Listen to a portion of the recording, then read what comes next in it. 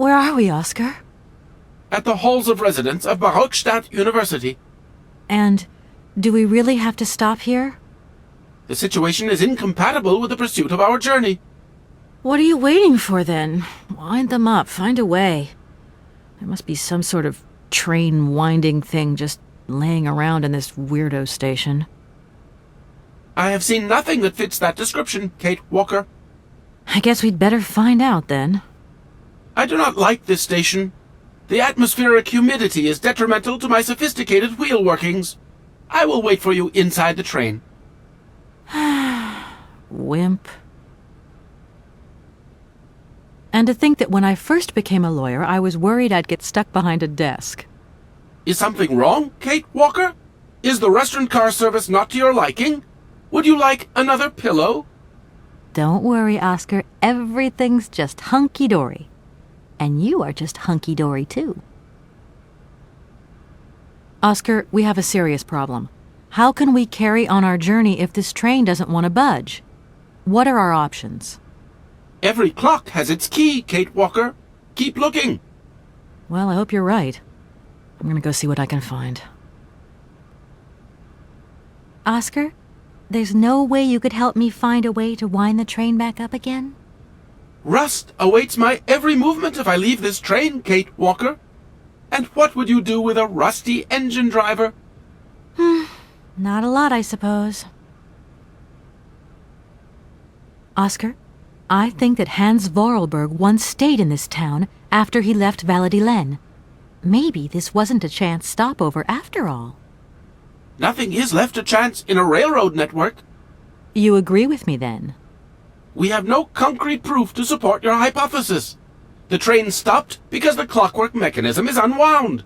That is the only concrete evidence we have, Kate Walker.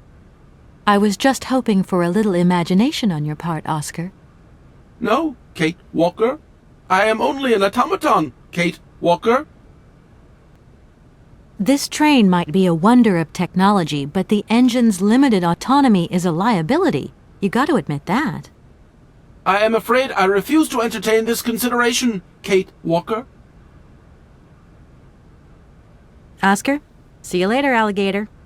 In a while, Kate Walker.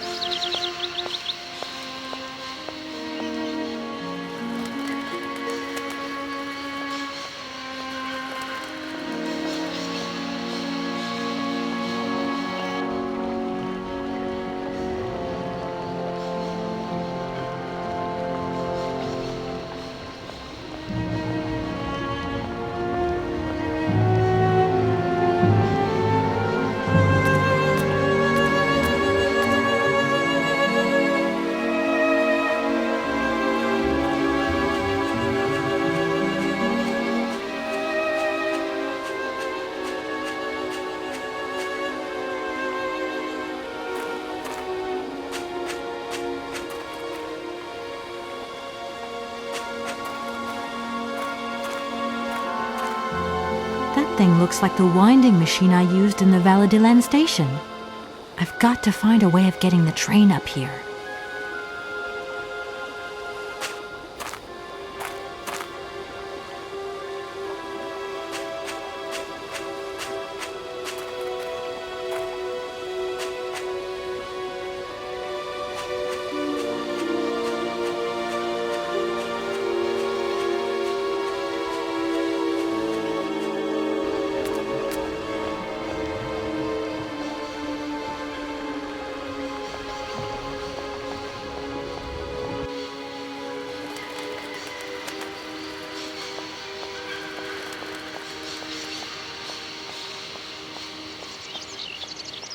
Kate Walker! Kate Walker! Come over here, please! I have something to say to you!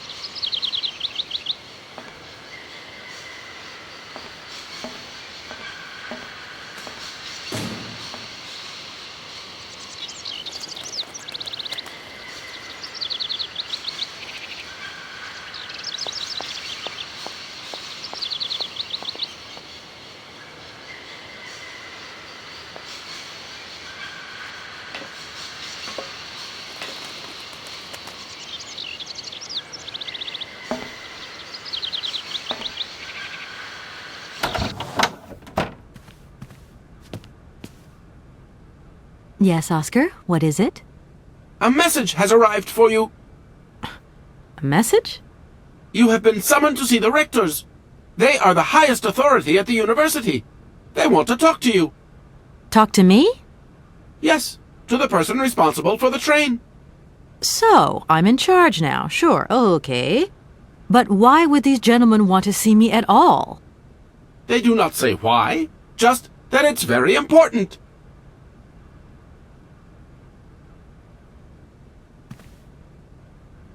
Everything okay, Oscar?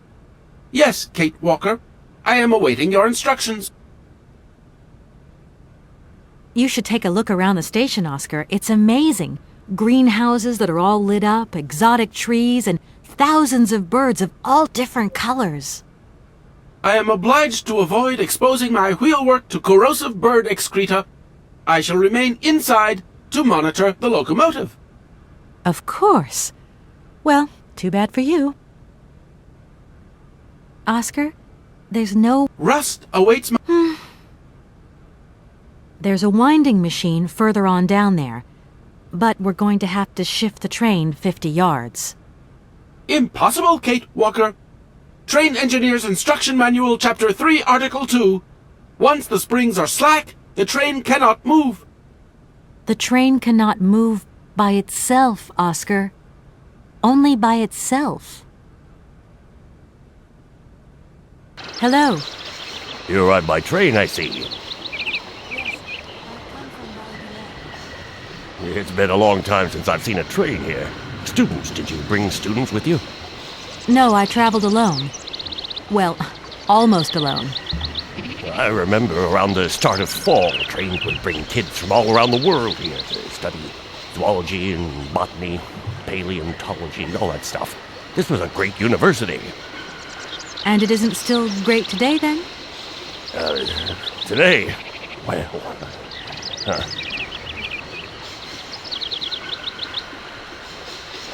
Have you been the station master of Barrockstadt for a long time? I've never had another job. Now, you tell me, are you in charge of this train? No, I'm not sure. So what's your thing here? You come here to do some bookworming over at the university? Well, sort of. I'm always looking for new information. Well, you don't seem to know a lot. And about that train, it's gonna get in the way if you leave it there, that's for sure. In fact, I'm a lawyer and I'm conducting a pretty unusual investigation. Investigation, huh? I'm just a station master. I don't know too much about anything. Well, you never know. Anybody could be significant in this case. See, nobody actually tells me anything, so my hands are totally clean. I never implied they weren't.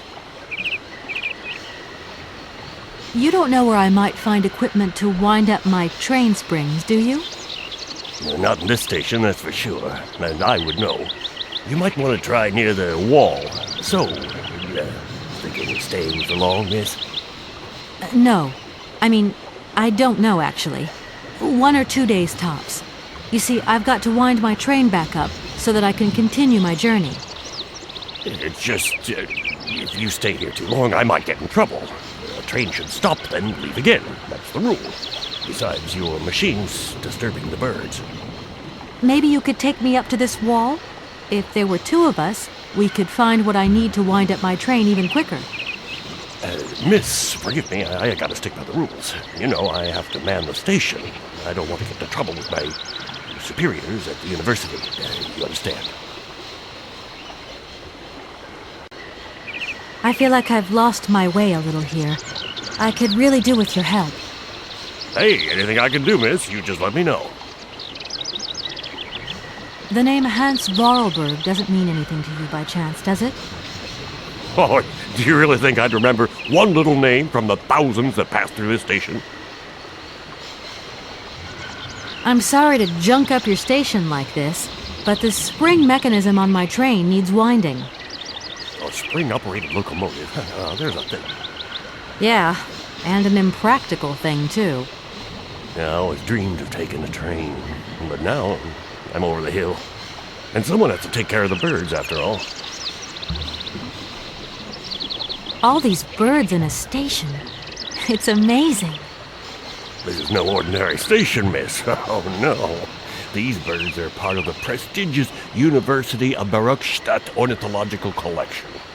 Over the years, this aviary has housed some of the most fantastic species from all over the world. And I am not exactly your typical station master either. This little world is my responsibility, and that is no easy task. I can well believe you. And you know what's the hardest? The hardest thing is to keep interspecial harmony. And one day some explorer introduced a couple of cuckoos from the Amazon. Whoa! It wasn't a good idea? A nightmare! You know, cuckoos lay their eggs in the nests of other species, right? Now, what's more, they also push the host's eggs out of the nest so that they receive all the mother's attention, right? Accursed cuckoos. Nightmare! I see what you mean. That's one tricky bird. And there was nothing you could do to stop it? The faculty declared the bird a protected species. If it wasn't for our mechanical eagle, we were sitting on a major ornithological catastrophe. You have an automaton here? A wonder of technology. It's an eagle that's mounted on rails in the air. It passes through and it swoops down to collect parasite eggs. But heck, the dang eagle's been out of order for several years. Impossible to collect the eggs myself. Why not? I can't climb up the gangway. I fell off it several months back and I still have a pain in my spine. Not to mention the vertigo I've been getting. I only have to look up in the air. Whoa. You poor soul. That must be very hard. Worst thing is, cuckoo eggs piling up in the nests. Soon the rectors are gonna notice. There's trouble in store, big trouble. I'm worried. Yep, worried. I won't disturb you any longer, Mr. Station Master. Welcome to Barrockstadt, miss.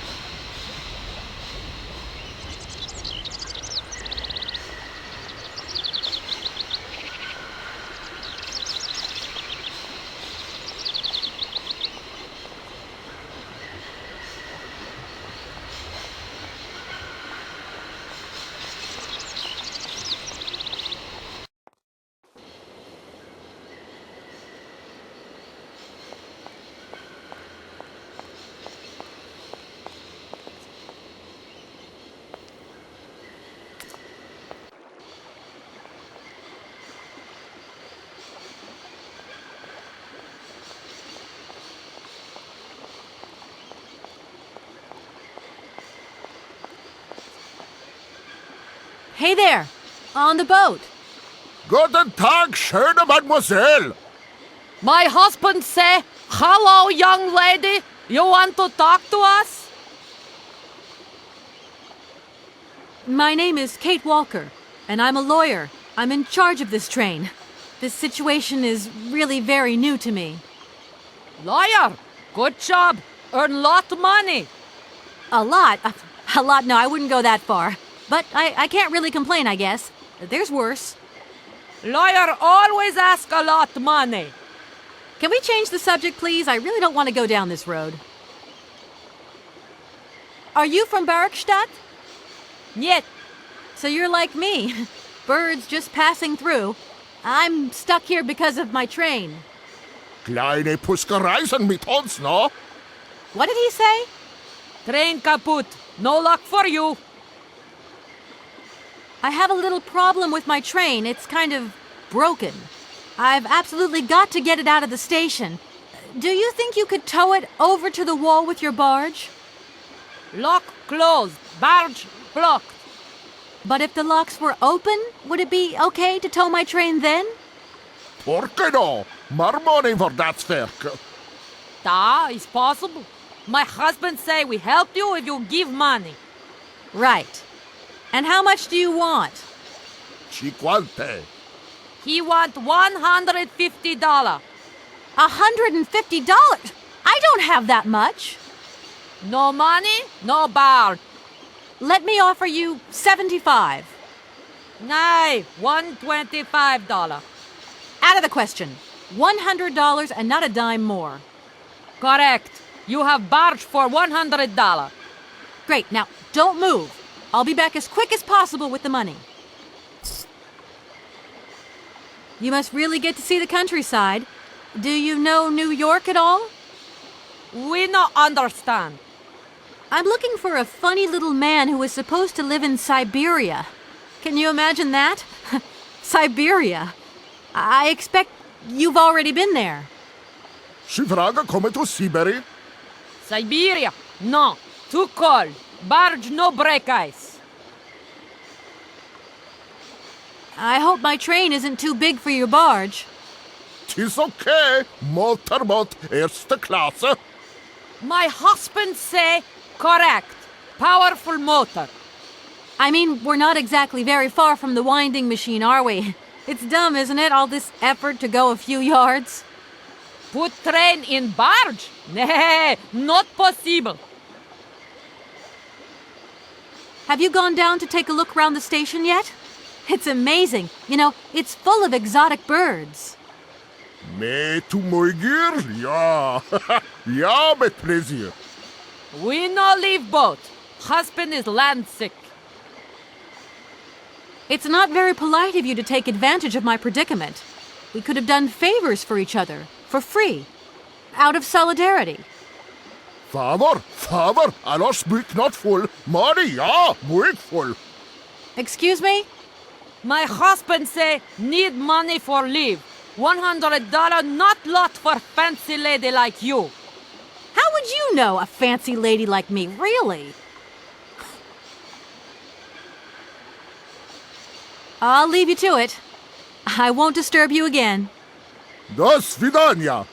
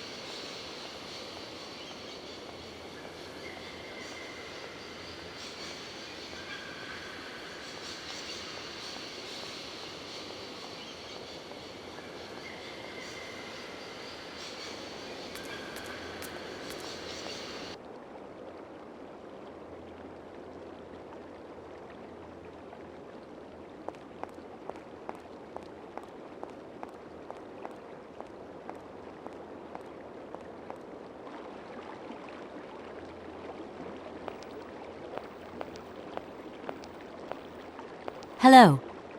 Hey, baby, you party? You sure looking mighty fine. Love those big, round eyes. Just who do you think you are? Hey, spunky. I'd like that in a lady. Okay, I'm hooked. Come on, Zol. I'll let you buy me that coffee. I don't remember ever asking. Hey, don't play hard to get. I know you like it big time. Listen, kid. Go back home and play with your toy cars and forget you ever saw me.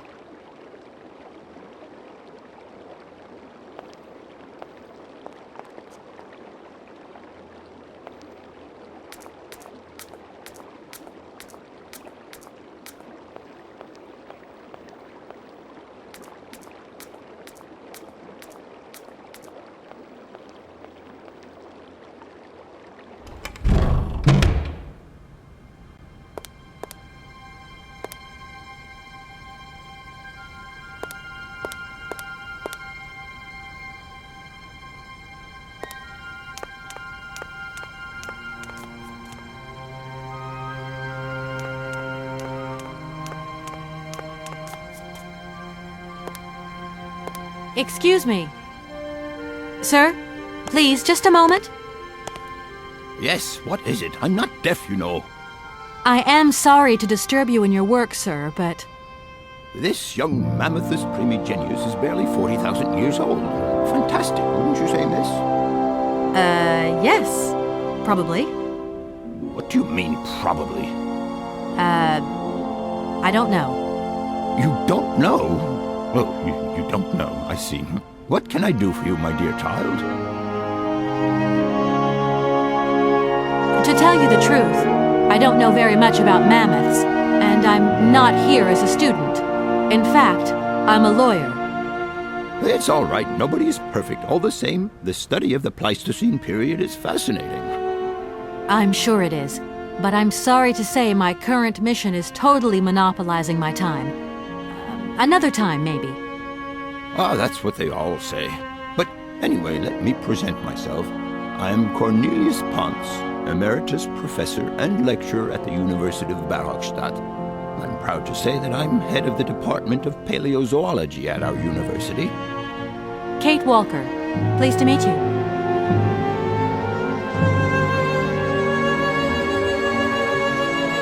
It wasn't really my intention to stop off here, but I'll confess, this university is really very impressive. Ah, indeed. There's such a tradition of learning here. And so much knowledge, a real depth of culture, intelligence, and gray matter. I myself did my studies here and never left. Actually, I'm here because I've been summoned by the rectors of the university. Oh, I see. You must have made a mistake on your enrollment form. Oh, no. I haven't come here to study. I have an important matter of inheritance to attend to. I have to find the heir. And you hope you will find him here? I'm not altogether sure. But you see, my train broke down coming into Barrockstadt station. In that case, my dear, you must come to one of my lectures. Here's a question for you. Do you know what the Proboscidean order is? The Probo-whatian? Ah, you see. There are gaps in your knowledge that need refreshing. I feel I've lost my way a little here. I could really do with your help. Oh, my dear child, you've chosen your moment. I absolutely must finish off my lecture for this afternoon. It's a lecture about mammoths? Oh, yes and no. More specifically, it is about their migration. Do excuse me, I need to concentrate. Arriving in Barrockstadt is an amazing experience. I've never seen such a station. You came by train? Yes, in a kind of clockwork train with a spring mechanism that winds down. Regularly. You mean you drive a train? Young ladies of today never cease to amaze me. Oh, no, I'm not the engineer. The train's engineer is actually an automaton. I am sorry, all this probably sounds very strange. A clockwork train, driven by an automaton. I once knew a man long ago who could have invented such a train. It was he who designed the bandstand in the main square. To think that he was even capable of creating such a gadget. He was astounding, a true genius. But oddly, at the same time, he was also almost a child. It was as if his mental and physical evolution had definitively halted at the age of 10. Can you believe that? Yes. I think I can believe that. At least I'm beginning to.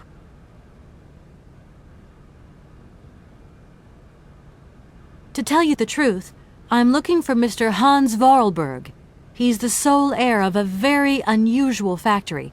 My company is in charge of negotiations for the takeover of this factory. At last word, he was living in Syberia. So, as soon as my train is ready, I'll be continuing my journey eastwards. Syberia. Ah, Syberia. But what was it you said again? Said what? You mentioned a name. The person you are looking for. Vorarlberg. Hans Vorarlberg. Do you know him? Hans Vorarlberg. How could I forget him? Such an extraordinary fellow. So inventive. We shared a passion for mammoths, you know, and we bonded over this passion. Without it, I confess, I would have had little to do with an odd, ageless retard like Hans. At the time, we were both students. Well, sort of. Put it this way. Hans had special permission to attend paleontology lectures. You see, he didn't really have the necessary qualifications. In exchange, Hans did a few odd jobs around the university. Your Hans Vorarlberg sounds uncannily like the one I'm looking for. I'm not sure, my dear. Hans was above all questions of money and business. Just to imagine him running a factory, perish the thought. Can you tell me a little bit more about him? He was always a mystery to me. He never said very much, never quite seemed to grasp what you said to him. He expressed himself instead through his incredible mechanical contraptions. His inventions, I admit, have been much appreciated by the university. The few times we really did talk, it was about his strange interest for mammoths and a doll. Some sort of doll that obsessed him. A doll, you say? Yes, he kept talking about it. One day he described it to me. A sort of children's toy. A miniature mammoth mounted by a maut. It appears he found it in a cave not far from his home.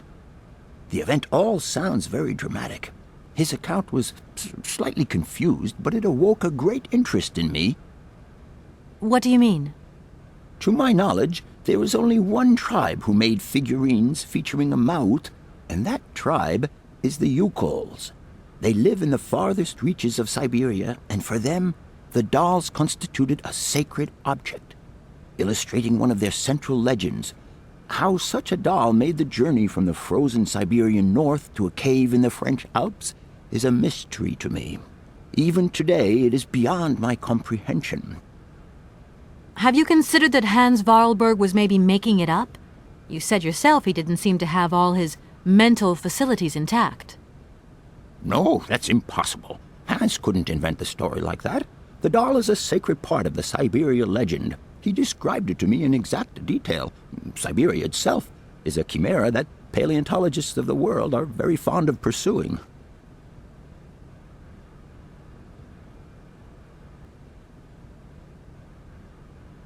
My train stopped in a peculiar aviary. It's very odd.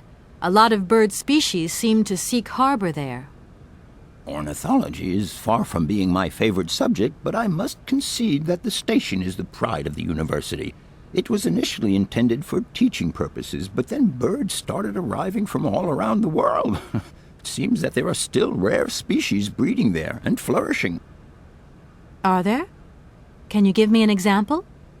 I have been told about a kind of bird with peculiar habits. Let's see now, the Amazon cuckoo, that's right. But, I'm so foolish, I can't remember what was so special about it. Just that its behavior is very peculiar. The Amazon? Where's the Amazon? What is the Amazon? I'm sorry, my dear, but one cannot learn everything in a lifetime. Specialization is the key to real knowledge. Why don't you pay a visit to our library? Thank you very much. Professor, how do I say this? You see, I didn't think I'd need a lot of money when I set out. And it turns out I need money after all.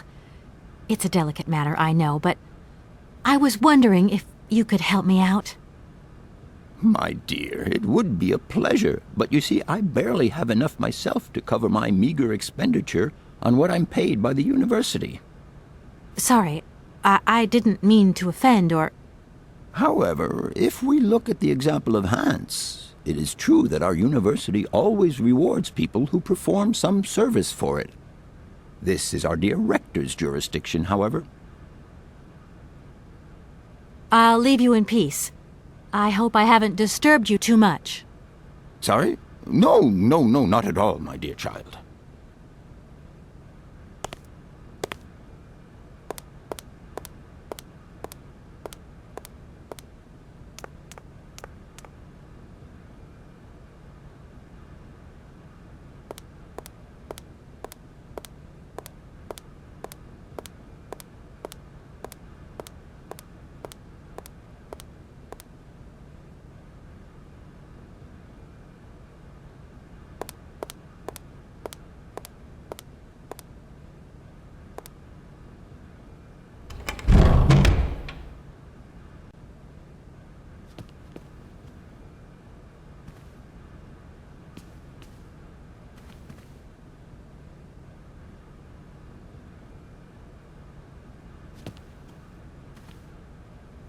Excuse me. Can I disturb you a second? No. You could be a little bit nicer about it. Keep quiet. In case you haven't noticed, we're somewhere that requires silence and tranquility.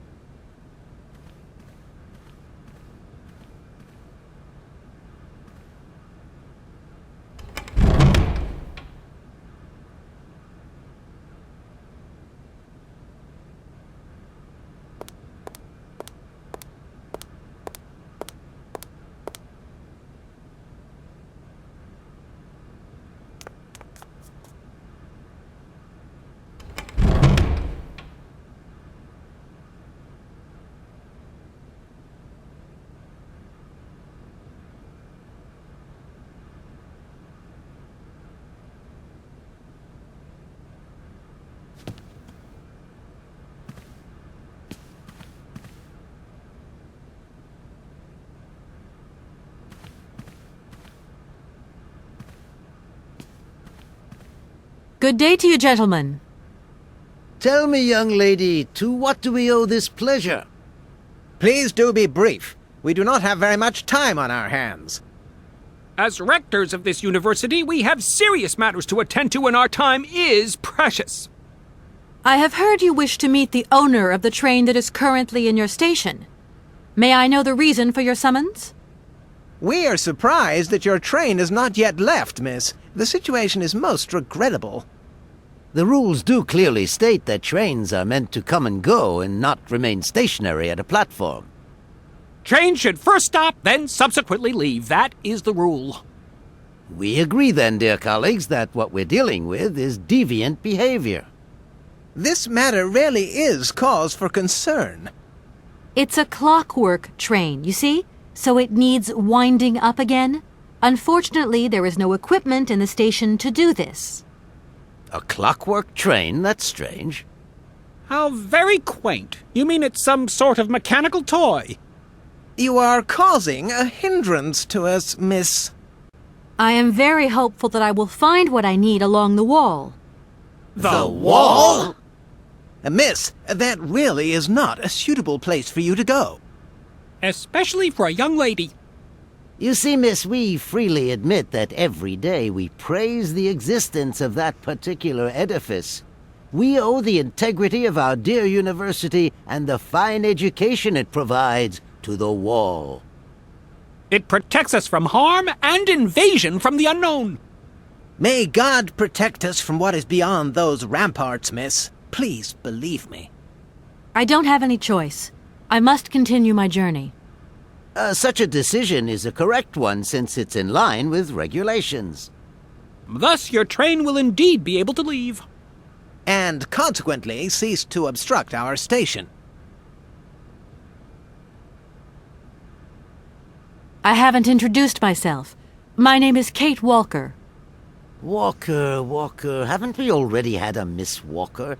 Ethnology Masters, September 1953, if my memory serves me correctly. Perfectly well, my dear colleague.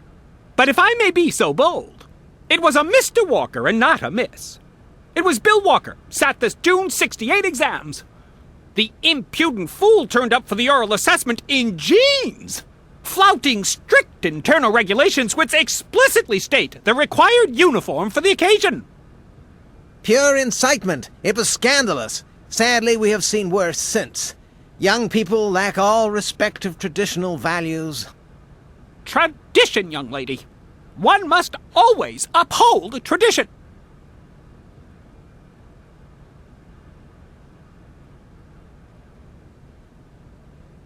You see, I didn't actually intend to stop here, but the springs of my train gave up, you see? No, not really. You mean to say you're not a student? You have arrived a little late in the term, miss. Enrollment for this year has already terminated. But as rectors of this university, and therefore representatives of its highest authority, we could bend the rules a little, if you like. You don't understand. I'm a lawyer from New York, or rather Valladolid more precisely. My client wants to buy out an old mechanical toy factory, but its heir isn't actually dead and is living somewhere in Syberia. I've got to get to him to sign the sales contract. You see? Not really. This is a most peculiar tale. A kerfuffle of the highest order. We have an excellent law school, if you should ever change your mind.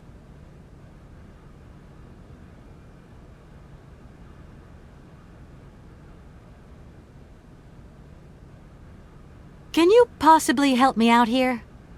Miss, your insistence is almost verging on indecency. We cannot constantly be at your disposal. We have many other requests to attend to. If you don't mind, could you not disturb us all the time? Thank you. Does the name Hans Vorarlberg mean anything to you by chance? Ah, one of the brightest, most idealistic intellects to have graced our university. Hans Vorarlberg. I remember speaking to him once. I was still a student at the time. He just stared at me, lost in thought for a while. He scarcely ever said a word. But how can one forget him? Idealistic? I'll grant you that. But bright? Oh, don't go too far. He was completely incapable of passing any exams. All he ever did was to sit in on lessons, and not many of them either. Paleontology, mainly. He had an unhealthy passion for mammoths, which matched the state of his intellect perfectly. That is to say, prehistoric. Prehistoric? How dare you? A little far-fetched, maybe. But he did have flashes of intellectual brilliance, comprehensible only to high-minded scholars who hold no score by appearances. My dear colleague, your hasty conclusions are somewhat cavalier. My assessment is wholly accurate. The boy was a little odd. You must concur if my father, who was rector of the university at the time, had not shown great indulgence towards him. Hans Vorarlberg would have never attended this establishment. What about the bandstand, then? Is that the work of a deranged mind? Even after all these years, you are still jealous of it. My dear colleagues, I beseech you, let's show some decorum. We have a visitor. What do you want with Hans Vorarlberg, miss? Are you a member of his family? No, not at all. I'm looking for him to clear up an inheritance matter. Is he still here? What? Here? At the university? No, not at all. He left a long time ago. Yes, a very long time ago. The very year I was nominated to this position, in fact. Almost 50 years ago already. The poor soul moved on once he learned all he needed to know about mammoths. Ah, this establishment was never quite the same after his departure, it must be said. You mean to say it was never as bad? All that oddball brought to this university was his misplaced fantasies. Gentlemen, let's try to retain the calm and level-headedness that befits our position. Excuse me. Miss, we find ourselves terribly put out by the presence of your train in our station and by its recurrent immobility. Indeed, the situation is very regrettable. Your huge locomotive is very cumbersome. A train should first stop, then subsequently leave. That is the rule. That idea of the station aviary is really very original. It's the pride of our university. One of the specialties taught here is zoology, you see, and more particularly, ornithology. Proper study and instruction should not be limited to books. Observation of living matter is indissociable from theoretical questions. It contains some very rare specimens that have been brought back from far-away, exotic countries, especially for our university, by the world's most intrepid explorers. Do you remember Alexander Valenbois and his peculiar bird? Absolutely. His gift produced some very embarrassing long-term consequences. A poison chalice, indeed. It must be said the situation could have been much worse, however. Oh, yes, it could have been terribly problematic.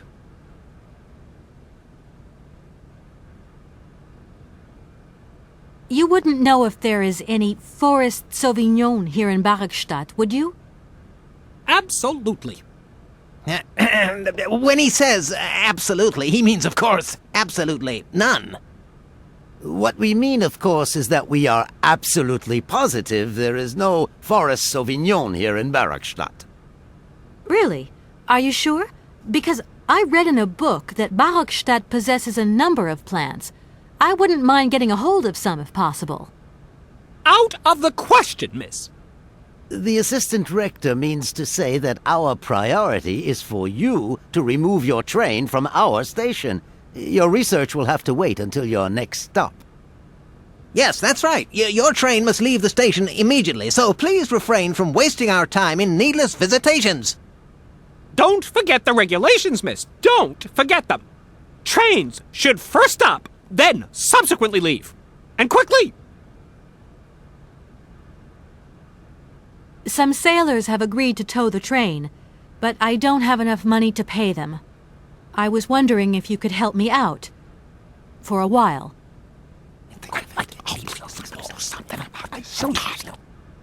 I could work for the money. Let me think about this.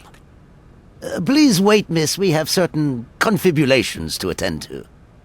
That is right. We must confibulate between ourselves. A collegiate decision must be taken. I hope that we are not indisposing you in any way. Why not? If it helps us get rid of that train. My word, that is a fine idea. What do you have in mind, gentlemen? When you arrived here, you must have noticed a splendid bandstand which honors the main university courtyard. A unique piece of mechanical craftsmanship which no longer works, alas. Why, yes, we have very moving memories of its melodies. We're prepared to offer you a financial reward if you can set it working again. With pleasure. What do I have to do? Unfortunately, my dear, time and rust have taken their toll on this university, and our automatons no longer have a spring in their step. You are going to have to be resourceful. To tell you the truth, there are a number of complex mechanisms here in Barrockstadt, and it would appear that we have unfortunately lost their operating instructions. Your train, however, is an extremely ingenious invention, so you should be no stranger to complex mechanisms, should you? We are therefore counting on your ingenuity, miss. I hope that I can show myself worthy of your faith in me, gentlemen.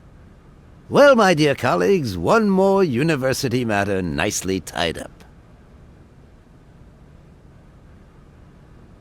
Here we are, busy chatting, and look at the clock. It's tea time. Already? My word, doesn't time fly by? Thank you for a charming visit, miss. And thank you, gentlemen.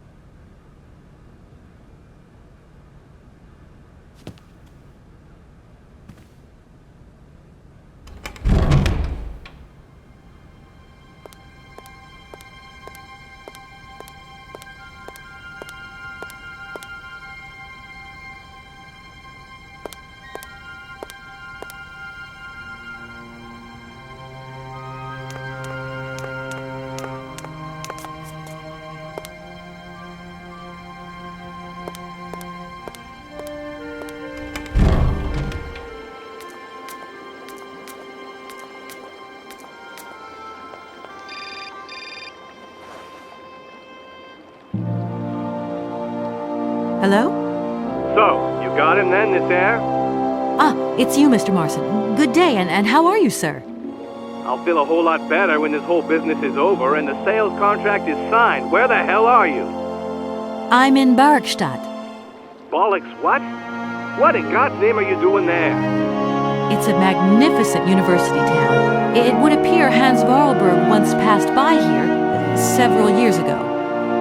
So if he isn't there anymore, then there's no point hanging around. I hear what you're saying, sir, but I have good reason to believe that Hans Vorarlberg is still alive. For the time being, I'm trying to gather extra information from people who have known him. What's your next destination? I'm not exactly sure yet. Doesn't sound like you know too much, Kate. I just need a bit of time, Mr. Marson. Yeah, well, time is what you ain't got. Keep me posted.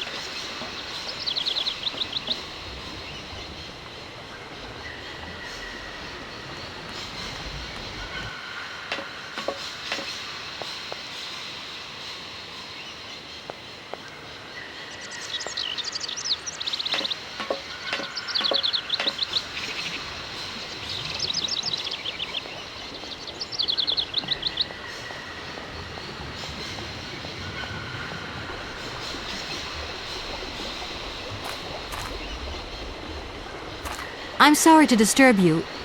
What can I do for you, miss?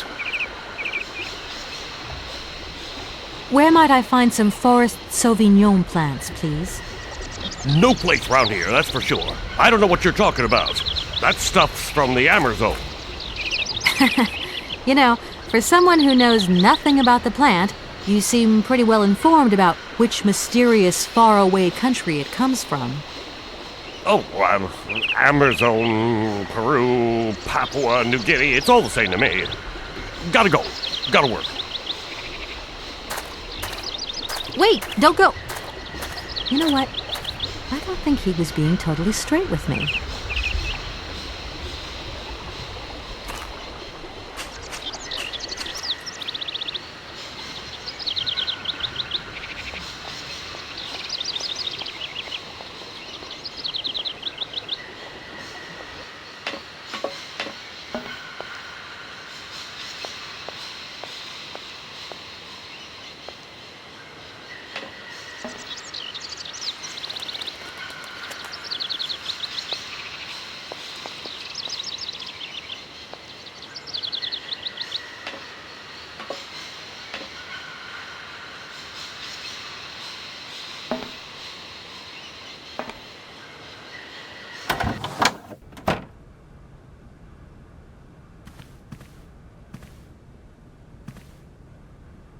Everything okay, Oscar? Yes, Kate Walker. I am awaiting your instructions. The university authorities want us to move the train out of their station. According to internal regulations, trains are designed for coming and going, not staying at platforms. They have a point, Kate Walker. However, our train is unique, and its clockwork mechanism has requirements that are beyond the station's rudimentary equipment. Hey, that's not their problem, Oscar. The problem is also beyond my mandate, Kate Walker. Whatever.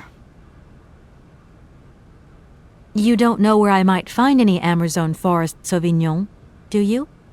No, Kate Walker. Oscar, the sailors have agreed to tow the train, but they want to get paid for it. I suppose you have some petty cash on board to cover traveling costs? No, there is nothing like that. You will note, however, Kate Walker, that every effort has been made to ensure maximum passenger comfort. Okie dokie. I'll have to sort this one out by myself, then. Oscar, see you later, alligator. In a while, Kate Walker.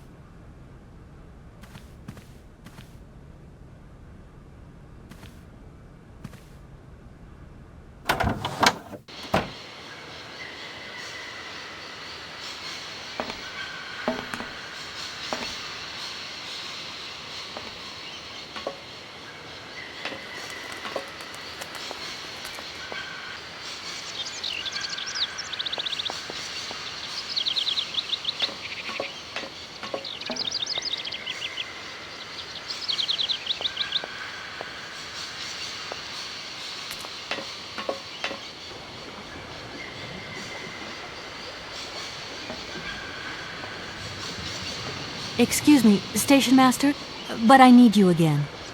Can't you see I am very, very busy? No. Well, I am. Very busy indeed. But, okay, I think I can give you a minute of my time.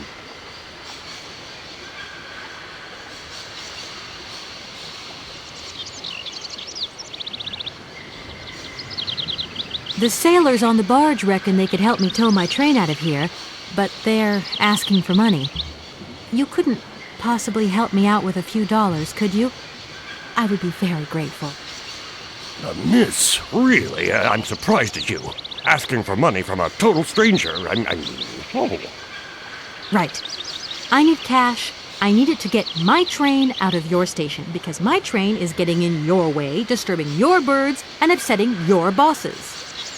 Look, lady, I'm only a station master. I got my problems, and you got yours.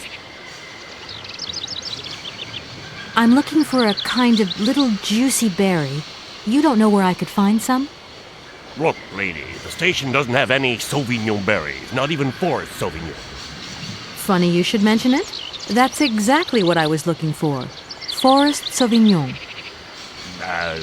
Sauvignon, raspberries, red currants, they're all the same to me. And we don't grow none of them here. But you see, I have just read a very interesting book which says that the rare Sauvignon berry is actually cultivated here, in the famous Barrockstadt University aviary itself. Well, if it's in a book, then don't believe everything you read, miss. I don't know why, but I don't think you're telling me the truth. What do you mean? I don't know. How should I know where to find your stupid grape? Go ask your Professor, what's-his-name, Pons, the paleontologist. But you're the master of this station, so you should know better than anyone. Nobody tells me anything. I don't know. Go see the old guy with the fossils. I won't disturb you any longer, Mr. Station Master. Welcome to Barrockstadt, miss.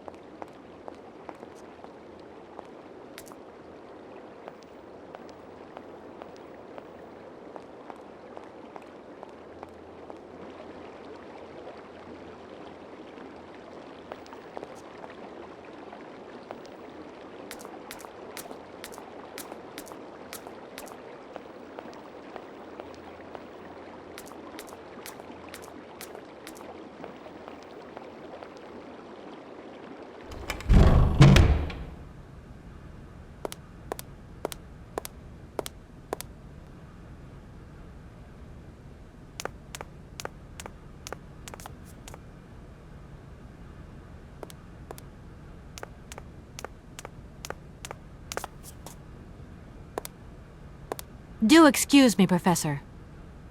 Professor, sorry to disturb you again. What is it you want to know, miss? You wouldn't know where the Forest Sauvignon plants are kept in Barrockstadt, would you? Why do you think there are Sauvignon plants here? I read about it in a book at the library. Try going to see the station master. If such a shrub exists, he will have a better idea than anyone. It's actually he who sent me to you. I thought it a little strange, but he definitely said ask the paleontologist. You're the only one here, aren't you? Yes, yes indeed. What a strange way to behave. Well, I think he must have made a mistake, that's all. Nobody tells me anything here. Maybe you should ask the rectors. After all, they are in charge of the university. All right, thanks. I'll leave you in peace. I hope I haven't disturbed you too much. Sorry? No, not at all, my dear child.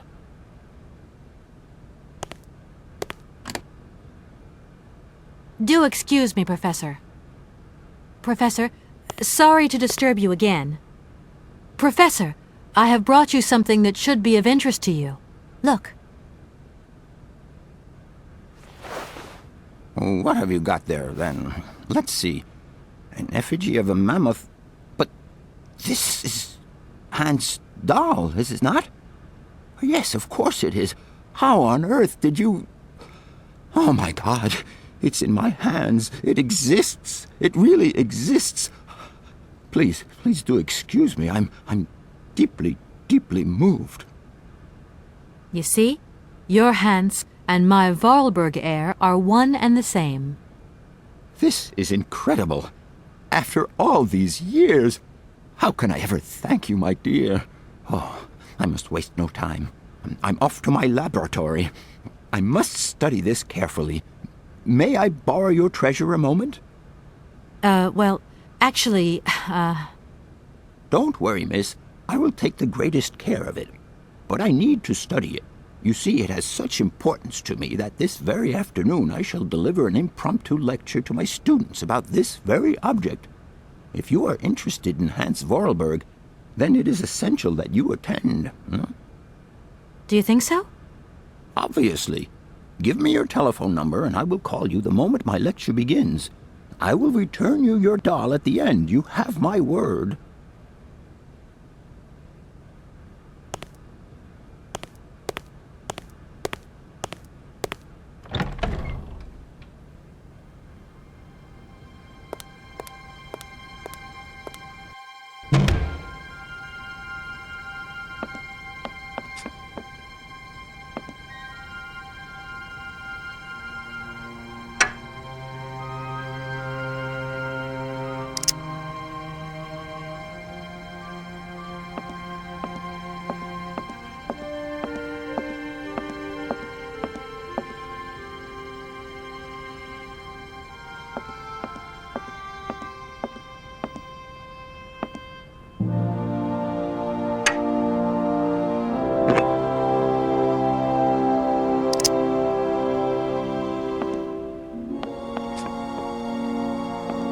What is it you want to know, miss?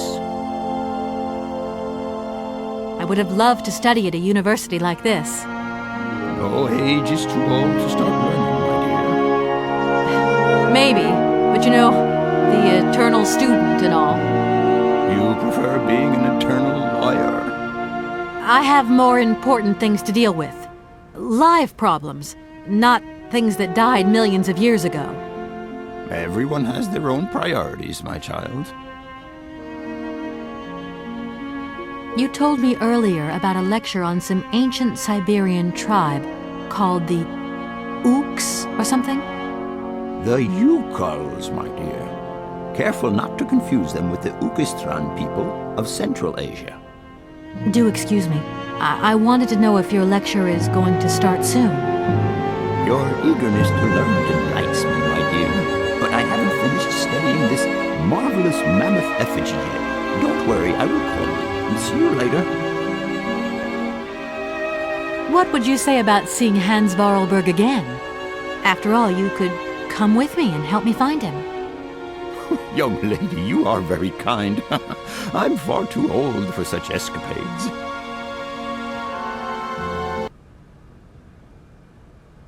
I'll leave you in peace. I hope I haven't disturbed you too much. Sorry? No, not at all, my dear child.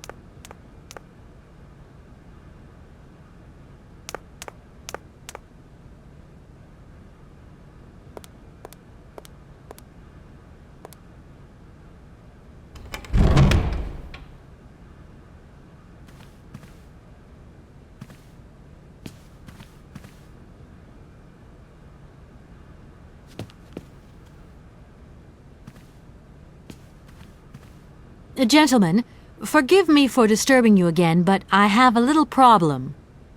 A little problem, a little problem. Everyone has little problems now, you know. They are kept to oneself, and they don't stop the world from turning. Nor trains from leaving stations. Are you sure there are no Amazon Sauvignon plants in Barrockstadt? Because I have just interviewed the station master and the paleontologist, and what they said really didn't convince me that there wasn't any here. We are quite definite on this point. There are no Sauvignon plants growing in Barrockstadt. You see, miss, the Amazon Forest Sauvignon is a rare shrub that requires very special conditions for growth. That's right. Conditions that are very hard to reproduce, believe you me. Difficult, but not impossible. Fortunately, our garden has proved very successful. Your garden? So, there is a garden in Barrockstadt? Oh, the garden. Well, if there was one, it would be only a little garden hidden behind the station. But our station master would be very proud of it. He would take very good care of it, too. Everything would grow marvelously if we were able to cultivate it at all, and it would be all down to his gardening prowess. And we would be proud as punch. And we wouldn't forget the role the paleontologist might play in this. What's the paleontologist got to do with it all? Without him and without his laboratory, how would we make the wine, do you think? And it would be good wine indeed, my dear colleagues, would it not?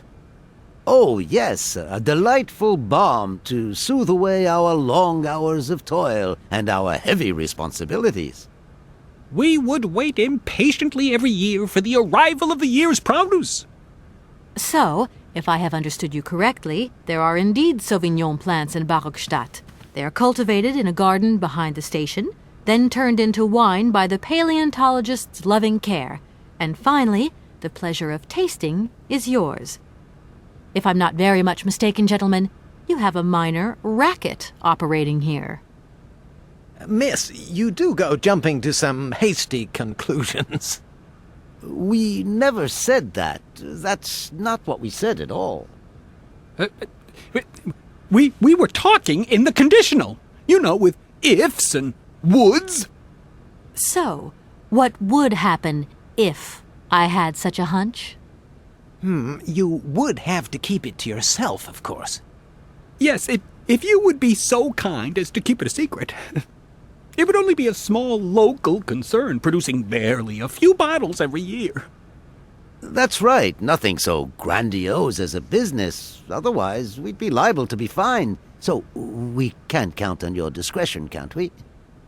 Don't worry, I have no intention at all of getting messed up in anything.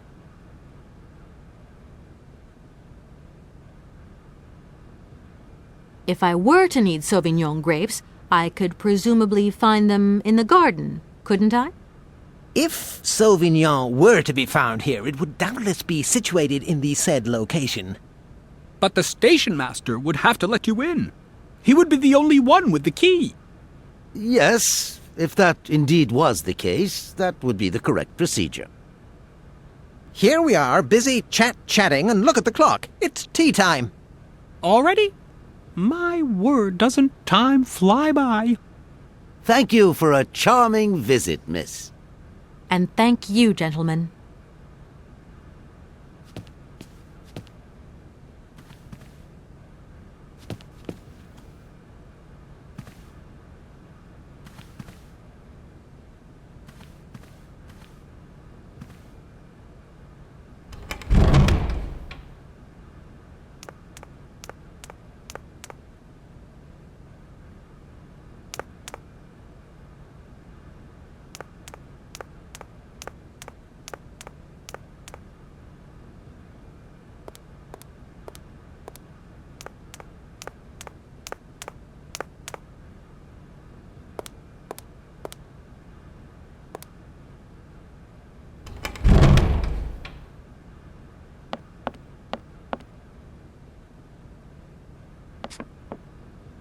What is it you want to know, miss? I have just had a very interesting little discussion with the rectors. It seems that you are perfectly aware of the existence of Sauvignon plants here in Barrockstadt. Apparently, you find them very tasty. Not at all. I never drink wine. I prefer to make it. Production to me is much more satisfying. So you don't deny? Why, seeing as the rectors have let you into our little secret, I even converted part of the laboratory into a fermenting room for Amazon Sauvignon wine production. Of course, I cannot produce wine in large quantities. We have to be discreet, after all. And what about your students? Haven't they noticed anything? Oh, you know how students are. After all, a chemical reaction is still a chemical reaction, even when grapes are involved. And malolactic fermentation takes time. Sometimes strange odors begin to waft through the corridors. Then I just burn a little sulfur. Incredible. Totally incredible. You are really something, Professor Pons. Really something. I'm not sure whether I should take that as a compliment. I'll leave you in peace. I hope I haven't disturbed you too much. Sorry? No, not at all, my dear child.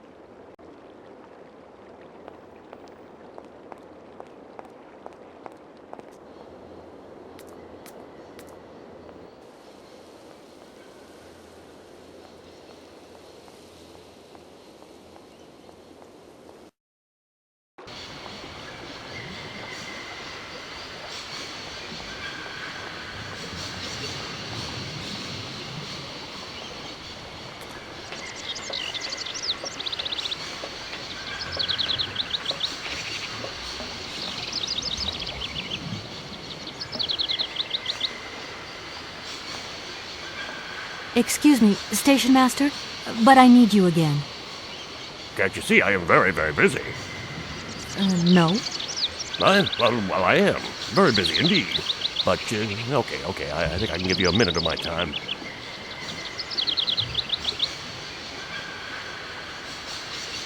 I've just been to see the rectors, and they told me to get the train out of the station as quick as I can. I thought they'd say that. Rules are rules, and you gotta stick by them. Not a good idea to get into trouble with the university administration. Absolutely. I've got enough worries as it is. What should I do then? Well, I suggest you move your train. But it's like I say, the springs are unwound. Everyone seems to think it's my fault. The locomotive's engine might not work, it's true, but maybe there's some other way of moving the train. It's a possibility, I suppose. What were you thinking of exactly? Nothing. It's just an idea. Anyway, miss, you shouldn't hang around here. I have a job to do. Yes, sirree. You have been playing with me, haven't you? You knew very well there were forest Sauvignon berries in the station garden. No, not at all. I've never seen your Sauvignon thing. You don't have to lie to me. I know all about it. You and the rectors are in cahoots, and the professor's lab has been turned into a distillery. You've all got a nice little smuggling racket on the side. Smuggling racket? Hey, lady, you're going a bit far there. It's just a little on-the-side thing we got going, that's all. It's just for ourselves. Hey, you're honest. You should be ashamed of yourselves. Aren't you worried about the reputation of this fine university? The authorities should be informed of this. But we haven't done anything wrong. It's not a crime. Can you open the gate to the garden, please? Sure. No problemo. Right away, miss.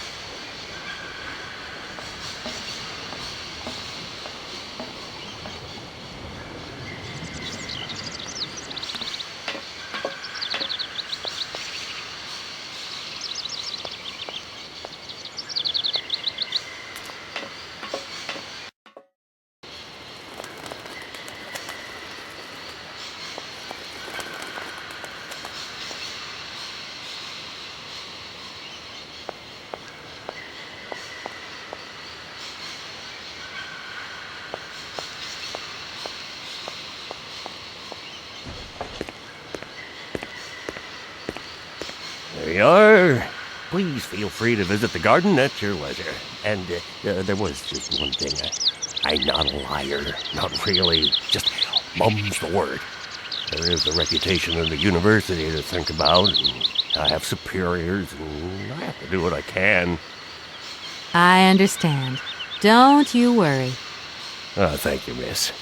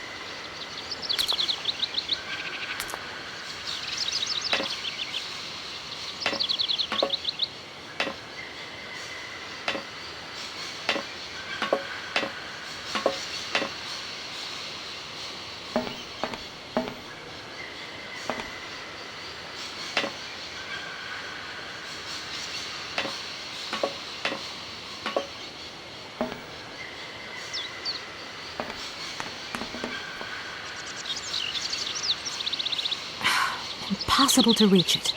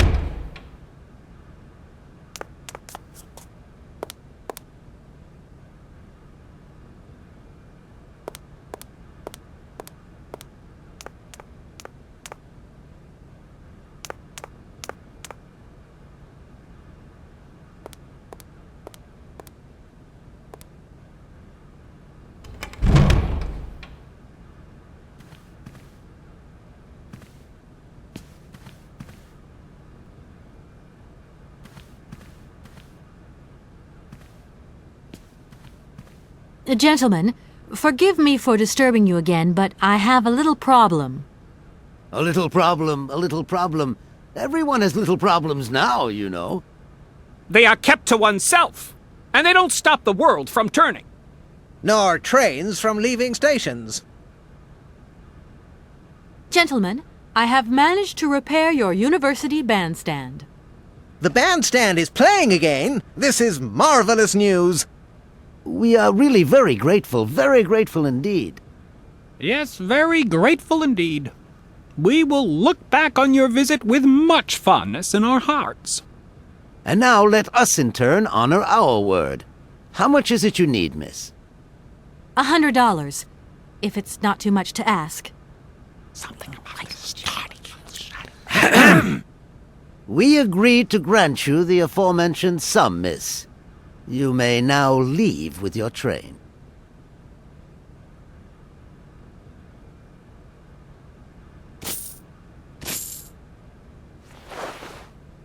And while we're on the subject, when will you be leaving? Yes, because now you should relocate your train as quickly as possible. May I call once more upon your generosity? There's still some money I need. What? Hand out money like that without any valid pretext? You are singularly lacking in common sense, miss. You certainly know how to fritter away other people's money, don't you?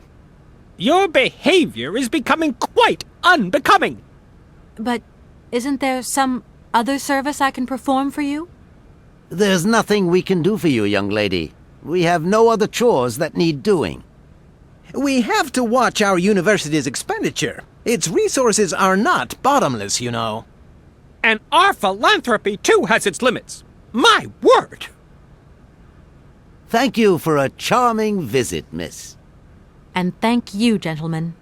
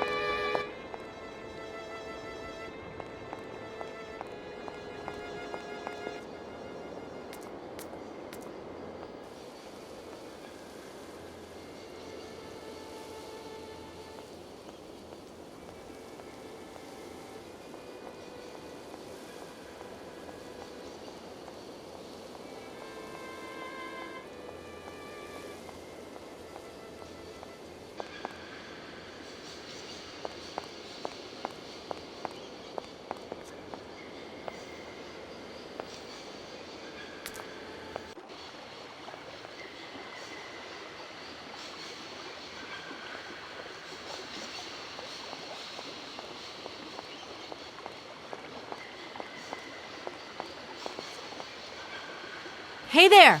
On the boat! Guten Tag, schöne Mademoiselle. My husband say, "Hello, young lady. You want to talk to us?" Have you gone down to take a look around the station yet? Me too. We know. I just met with the university rectors, and they ordered me to remove my train out of their station. I mean, it's a total joke! How do you remove a train that can't move in the first place? You don't have any ideas, do you? We know nothing of train. You up your own creek. Your generosity warms my heart.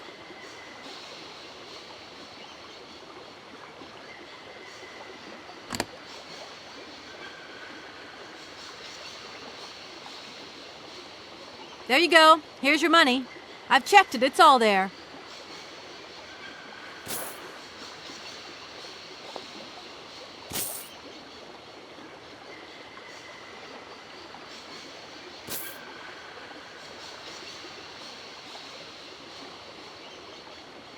Ah, thank you.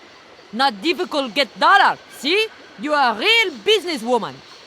I'm not the only one around here. We pleased to do deal with you. Now, you open lock or we no help you. Why didn't you manage to open them? After all, you don't have to be a genius. Ma vorbat pensinos esto, di kleine madam. No se sei mar alles non comprendo, en allora kaput en andere bordel. Zirs war moi. On boom telefonieren, kaput. My husband say instructions complicated. No understand manual. My husband angry. Very angry. Oh, now telephone broke. Kaput. Now that is annoying. What are you going to do next? We wait repairman. Well, I don't have the time to wait. I'll have to go have a look. There must be some way of releasing the opening mechanism. Take key.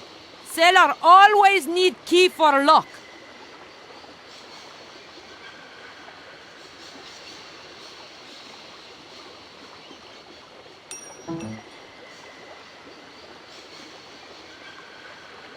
Okay, thanks.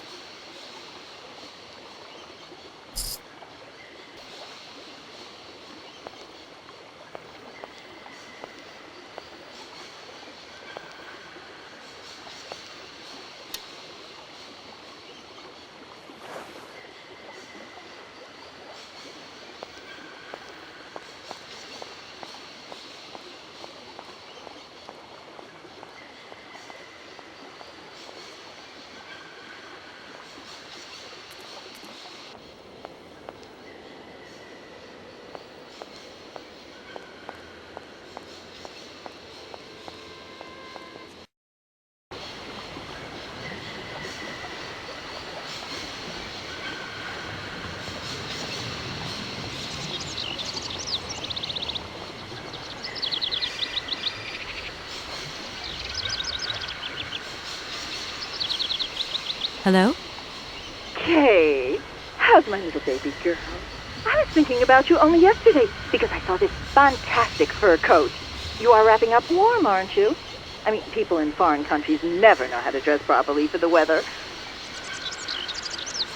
Mom, it's so sweet of you to worry, but I'm fine, really. The trip's a breeze, no worries. I mean, there's...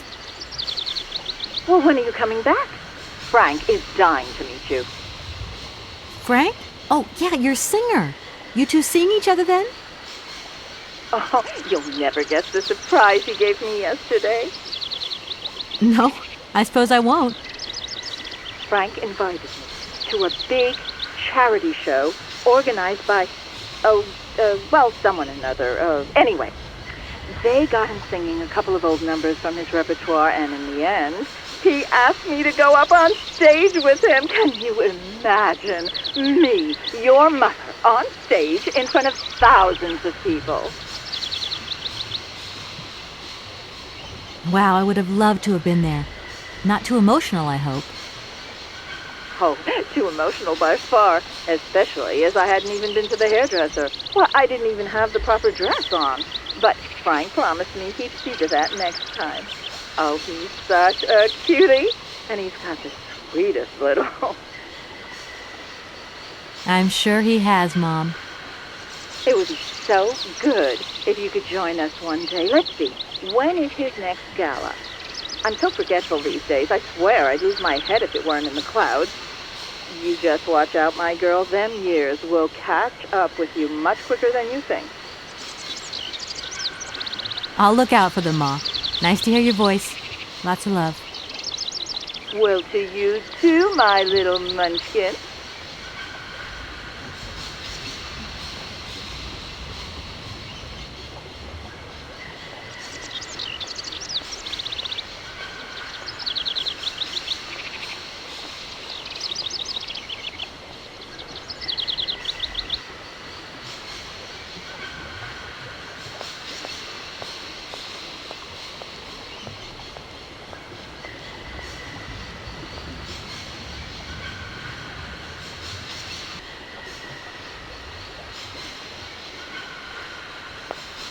That looks broken.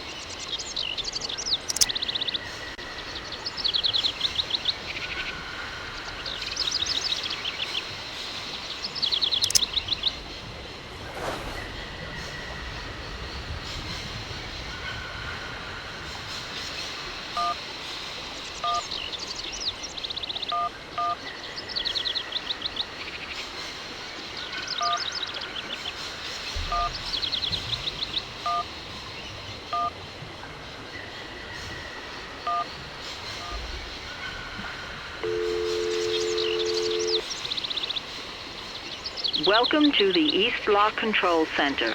To start, press the number sign.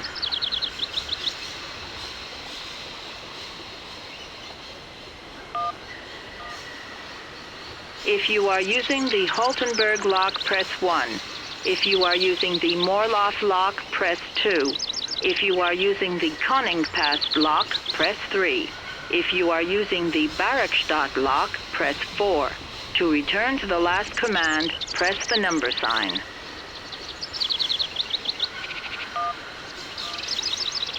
If you want to raise the water level, press 1. If you want to lower the water level, press 2. To return to the last command, press the number sign.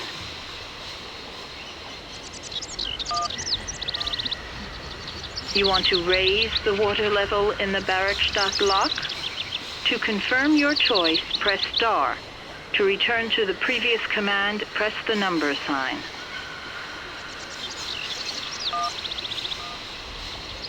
Your request has been logged. Unfortunately, our regional technician is currently on holiday, and no replacement is available.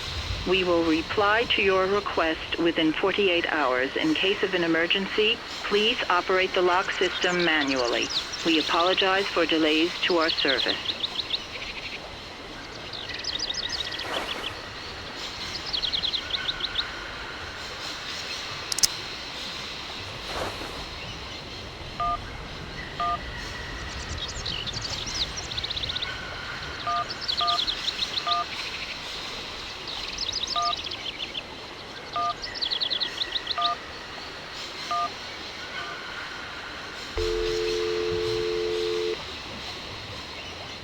Welcome to the East Lock Control Center.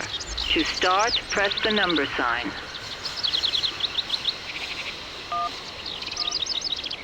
If you are using the Haltenberg lock, press 1.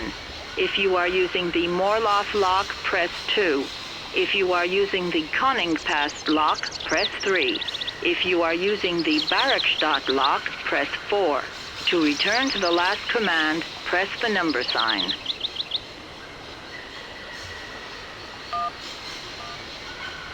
If you want to raise the water level, press 1. If you want to lower the water level, press 2. To return to the last command, press the number sign.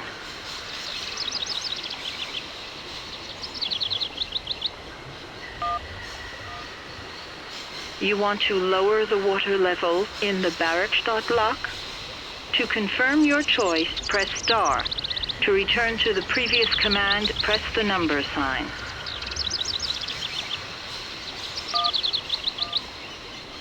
Your request has been logged. Unfortunately, our regional technician is currently on holiday, and no replacement is available. We will reply to your request within 48 hours. In case of an emergency, please operate the lock system manually. We apologize for delays to our service.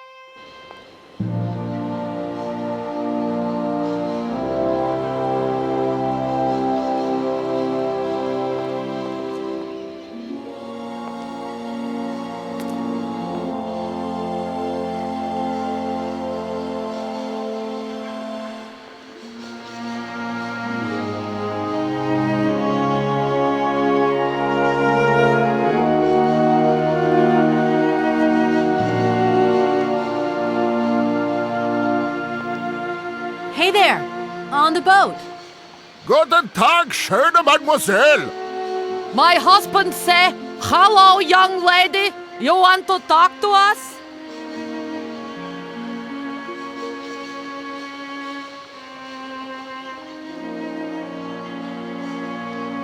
We would save a lot of time if you came with me to work out how the lock system works. Schlechte Idee. Alone begriff nix. In Java fällt moi tut Bordelle kaputtes Machina. Don't you agree? We already accept favor. If you want more, you pay more. That's out of the question. Too bad. I'm just going to have to work it out without your help. Right. Now that you've got your $100, can we take care of my problem? Okay, ma Ekluse geschlossen. My husband say, we help you if you open locks. Yeah, right. Right, I've got it. I know now how the locks work. So guide your boat into the lock, and I'll take care of the mechanism. Godverdomme. Das ist eine echte Ladies. Alle etwa, range alle Dingen and obligados de dame. Ach, set content und zurück again. What did your husband say? You, hurry up. We hurry to travel again. Okay. We'll meet each other on the other side. By my train, okay?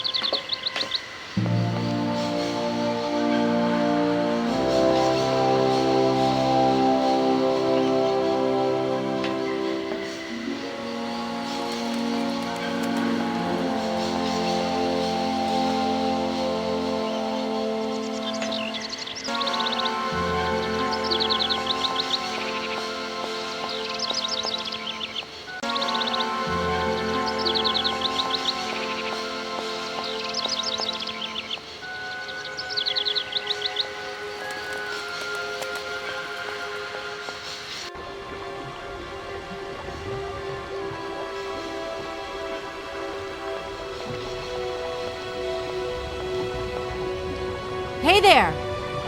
On the boat! Da, barge on other side. You still need us?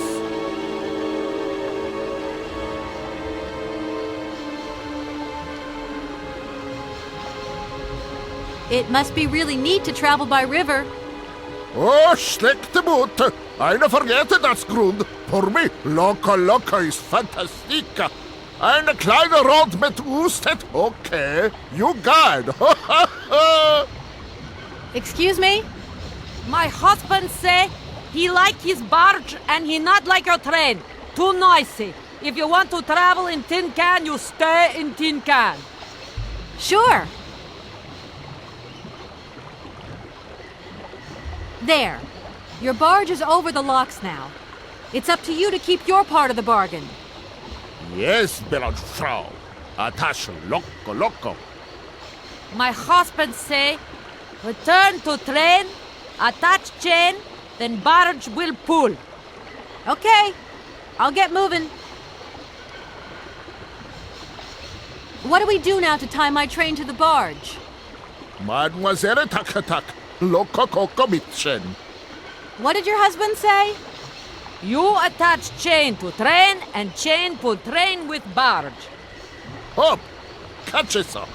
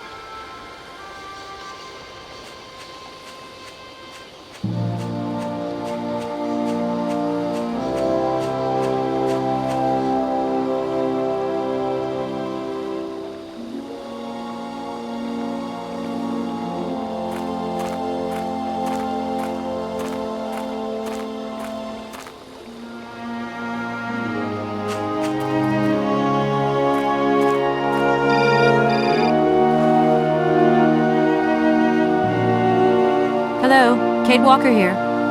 Miss Walker, this is Professor Ponce. I'm about to start my lecture on the Yukols at any moment. Please make haste to come. Okay, I'll give it my best. Excellent. We'll be in the main lecture hall. See you soon.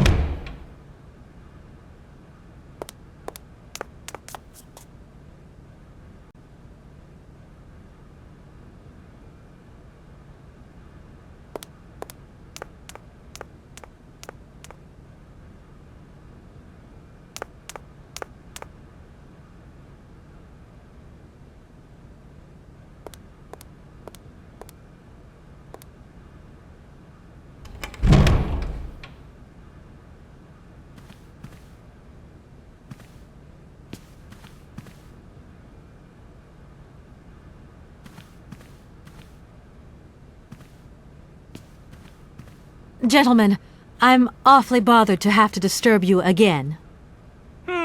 Which, I may add, disturbingly bothers. No bother, my dear. I want to express my gratitude. Thanks to you, I can carry on my journey. We would also like to thank you for repairing our bandstand. It was beyond all hope. Allow us to wish you good luck. And see you next year at enrollment time, perhaps. I doubt it, but thanks anyway. I haven't introduced myself. Walker. Tread. Can you possibly help me out here? Miss, your insistent... We cannot constantly be If you... I finally managed to get my train out of the station. Everything may return to normal. I hope you're happy. Yes, we are now very satisfied, and we thank you, miss, for respecting our regulations. A train should first stop, then subsequently leave to leave space for other trains. There we go. One more little problem we've managed to tie up, and now we can return to some highbrow concerns. Here we are, busy already? And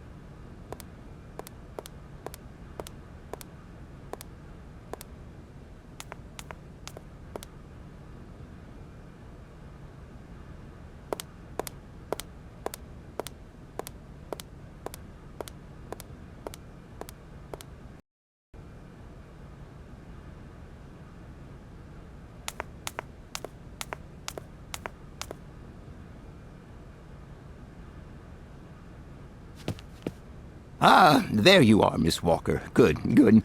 Take a seat quickly. I'm impatient to start my lesson.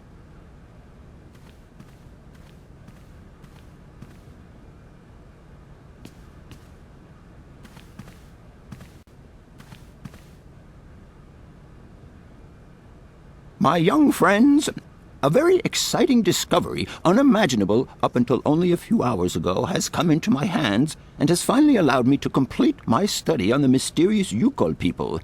Lights, please. The Yukols are a people from the far north about whom very little is known. They live far away, very far away, on the frozen borders of Syberia. This distance and the climatic conditions of the region, which are unfavorable to human existence, have limited the size of the Yukol population and kept it out of reach of the scientific world. The handful of slides that follow are actually the only documentation we have in our possession. It was a Russian explorer who made these drawings and took these photographs 100 or so years ago. Today, we owe what we know about the Yukol people and their culture to him. We know that the origins of the Yukols date back to the last ice age. Curiously, evidence of their presence has been found in Western Europe, and more precisely in the prehistoric caves at the heart of the Alps. This people, it seems, undertook a long migration over centuries towards the far north of the globe. The reasons for this migration are due to the importance of the mammoth in their craft, trade, and culture. They used them for transportation and as beasts of burden. The mammoth brought them meat, skins, fat, and ivory. Man and animal lived in symbiosis. There's no doubt about it. Mammoths started to drift away from the region due to changing climatic conditions, and the Yukols followed them to the north, to the edges of Syberia. Prehistoric cave drawings, identified as Yukol in origin, first led me to the extraordinary hypothesis that the Yukols had managed to domesticate the mammoth. They are, to the best of our knowledge, the only prehistoric people to represent a man riding a mammoth. today, because of this genuine mammoth skin effigy, identified by myself as an authentic Neolithic object, I can confirm this hypothesis. Yukol forebears managed to tame mammoths. Prehistoric man uses little imagination. He draws what he sees and represents scenes from real life. This familiar day-to-day object is actually a children's toy. As we have seen, Yukol existence was inextricably linked to that of the mammoth. They used its skin for clothing and to make the roofs and walls of their houses. They used the tusks to build the frameworks of their homes, as well as weapons, tools, and jewelry. Curiously, the disappearance of the mammoth 12,000 years ago had no immediate effect on the Yukol's way of life. It seemed that for a long time after, the people maintained their strong bond with the mammoth through the centuries. As incredible as it may seem, the Yukol people have continued right up until the start of this century to feed themselves on mammoth meat and to use the skin for clothing and shelter. Their ivory craftwork industry is still flourishing. It would appear that to preserve ancestral customs, the Yukols learned how to exploit through the centuries the large number of frozen mammoth carcasses that were perfectly preserved in the ice of the Siberian tundra. They have been able to live mainly off this enormous freezer stock for almost 30 centuries. As plausible as this explanation may seem, it seems it is not enough for the scientific community who, I will confess, is greatly perplexed by the question. In the absence of acceptable scientific evidence, we have to make do with Yukol shaman artifacts. The research department that I have the honor to represent today lends no credence to the myths and legends that these tribal charlatans peddle. We have to take their stories at face value, mere tales to while away the long Siberian winter. The legend of the Siberian Ice Ark is a very good example. You are invited to find out for yourselves from the pamphlet that I had passed around to you. This legend would have us believe that today, somewhere on a lost island to the north of Siberia, there are living mammoths still in existence, a sort of hangover from the Ice Age. This small herd has been miraculously preserved for more than 120 centuries by the Yukol's tender care. And the island on which the pachyderms are said to live is called Syberia. My friends, I advise you to resist the temptation you may have to believe in this pish and tish. The island of Syberia is not charted on any map, and the idea that mammoths have survived to the 21st century is an idle scientist's pipe dream. The Yukols were sadly among the first victims of the colonization of continental Siberia led by the Russians in the 20th century. The Kolkhoz and Sovkhoz systems, as well as the exploitation, disdain, and humiliation people had to suffer, marked a definitive break in the Yukol's traditional lifestyle. And since the collapse of the communist regime, the Yukol population finds itself confronted with the same political and social upheavals that other Siberian communities are experiencing. There are two consequences to arise from this. Some Yukols have lost their tribal identity and have integrated into the Russian population. Others, however, have sought long and hard to re-establish links with their ancestral culture that was lost under the Soviet regime. Now, at the start of the 21st century, the last true surviving Yukols have gone to live on the vast territories of their ancestors. Nobody knows today where they live or how they survive. Their very existence would be a matter for speculation if they did not turn up periodically at the tundra's most isolated fur trading posts to exchange mammoth tusks for essential items. There ends my lecture for today. Thank you for being among us today, Miss Walker. Please make your way to the laboratory where you will find your mammoth doll. There are also photocopies of my lectures should you so require them.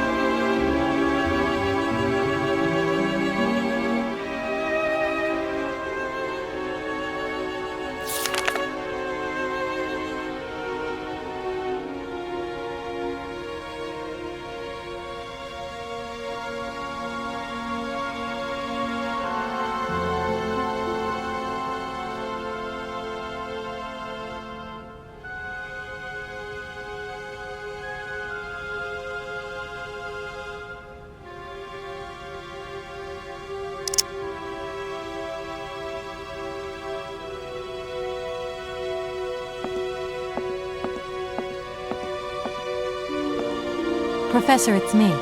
I've come to pick up the mammoth doll. The doll is waiting for you there, Miss Walker. Please take good care of it. Don't worry. I'm beginning to get quite attached to it myself. Can I trouble you just a little longer? With pleasure, Kate. I'm all ears. I must congratulate you for your lecture. You were right. The subject is absolutely fascinating. I never believed that mammoths could be so interesting. What you heard was only the tip of the iceberg, my dear. But if I have at least awoken a passion in you, I'm only too proud. Did Hans Vorarlberg agree with your hypothesis on the Ukels being able to tame mammoths? Now, Hans was no man of science. His pathological obsession was to find mammoths that were still in existence. Such a hypothesis is somewhat overblown, don't you think? You don't believe in it yourself? Mammoths died out thousands of years ago. Of this we are certain. Today, the only mammoths in Syberia are frozen ones. Huh? Do you know where Hans might have gone after his stay here in Barrockstadt? No, but I would not be surprised if he left in search of the Ukels, or what is left of them today. I'll leave you in peace. I hope I haven't disturbed you too much. Sorry? No, not at all, my dear child.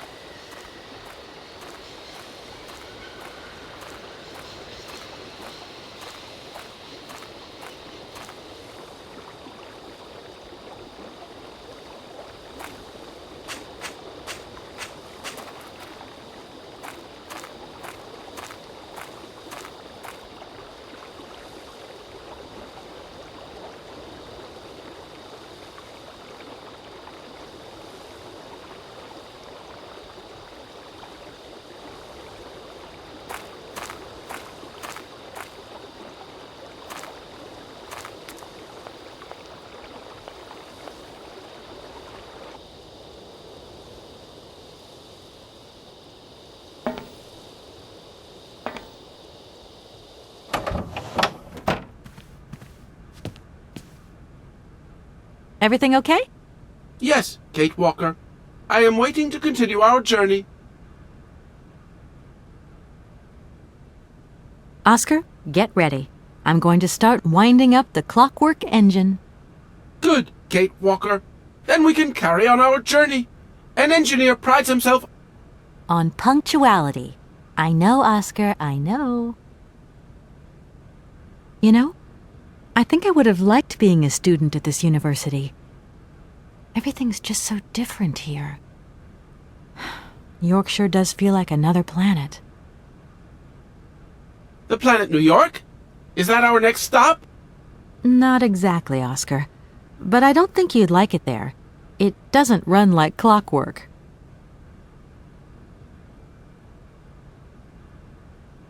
Oscar, couldn't you just try giving me a hand winding the train back up again? My incompetence in this matter will only hinder you, Kate Walker. Always thinking of others, Oscar. This guy Hans. Bit simple, but he's obviously a genius. And then there are the mammoths. Funny guy, don't you reckon? I'll have you know Hans Vorarlberg is my creator, Kate Walker. Speaking of mechanical problems, there aren't any other hitches I should know about, Oscar? This train has no mechanical problems, Kate Walker. Winding the spring mechanism is standard service procedure. Okay, Oscar, don't get all touchy about it. I didn't mean it like that. Everybody seems to like the Sauvignon grape here. People and birds. Especially these accursed Amazon cuckoos. It is regrettable that my constitution does not enable me to ingurgitate this product. That's everybody excluding Oscar. I'm off, Oscar. See you later. Yes, Kate Walker.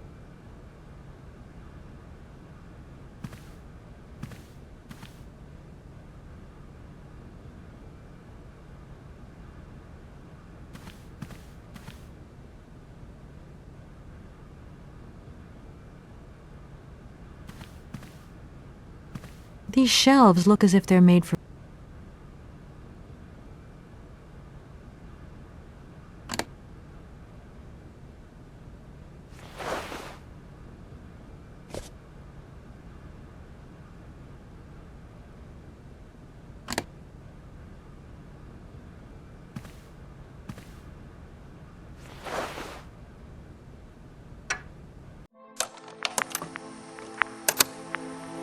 Hans, I have some very sad news.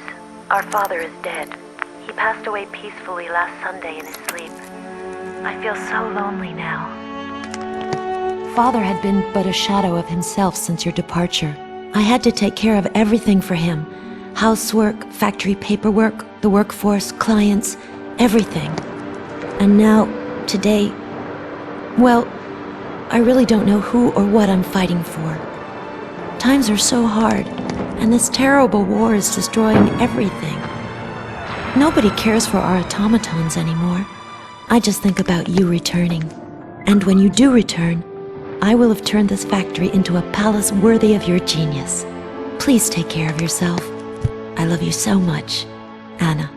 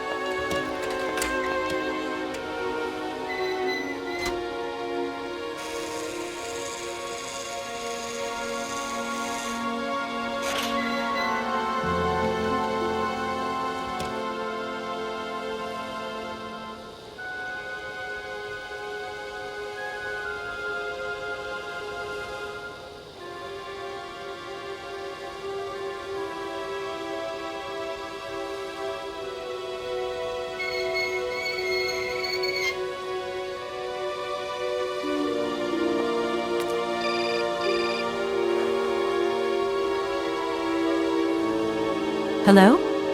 Where are you? Hi, Dan. I'm in Barrockstadt. Bollock what? Is that a town? I hope the man you're looking for lives there. Are you coming home soon? From what I gather, it's one huge university with an extraordinary station aviary. If you could only see it, there are trees and birds everywhere. It's so weird here. Sounds like a great place for a bit of sightseeing. So, are you coming back soon? I don't think so. In fact, the train I'm traveling on has some kind of a mechanical problem. We've been forced to stop here. Us? I thought you were alone. Who's with you? Oscar, the train engineer. You're messing around with mechanics now, are you? Don't be so stupid, Dan, please. Oscar is an automaton created by Mr. Vorarlberg, the man I'm looking for. And he's not any old robot. He's a sophisticated butler type, if you see what I mean. He's a bit obsessive as well. Kate, I don't know what they're feeding you in Europe, but don't you think it's time that you came home? But my mission still isn't finished. To hell with your mission. I don't know why you accepted it in the first place. If you just stuck to the middle of the road, then we wouldn't be in this mess. We? If there's any mess, it's me who's in it. And while I'm trying to come to grips with strange towns, you, my darling, are sitting at home on your butt. I seem to remember we had nothing against my departure. It was only going to be 2 or 3 days, Kate. Please, try to put yourself in my shoes. Your shoes. Not only do I have to fit myself into your diary, but I've got to get myself into your shoes as well? Is there anywhere else Sir would like me to put myself while we're on this subject? Look, I don't want to talk about it now. Call me back when you've calmed down. I was perfectly calm before I picked up your call. I only wanted a few words of encouragement, not your disdain. Was that too much to ask? You can be such a selfish... Takes one to know one, sweetheart.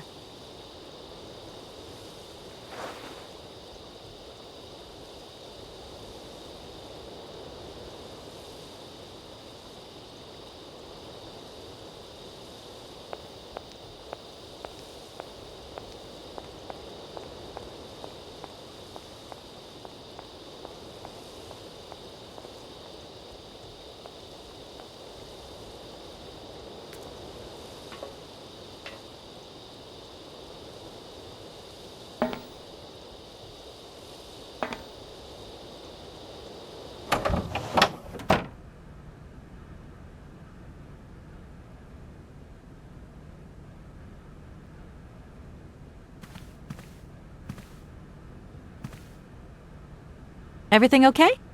Yes, Kate Walker. I am waiting to continue our journey. We'll save some time if you help me retrieve everything we need for the train. Very possibly. But such actions are beyond my mandate. You're right. I really should rid myself of the delusion that you are useful to me in some way. You should limit your requests for help to my actual capabilities, Kate Walker. It's just that sometimes you look just so human. Oscar, if you tell me one more time something's missing, I'll... Everything is ready. Take your seat, Kate Walker. We are leaving. I'll... Okay...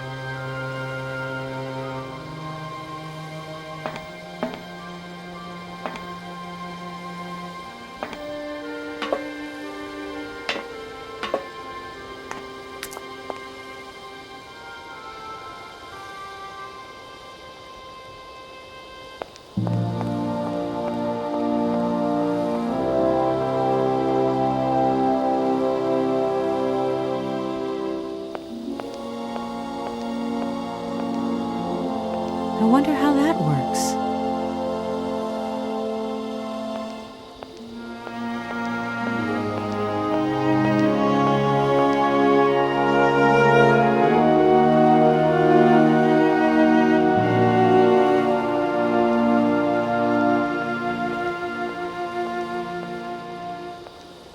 What are you doing there, Oscar?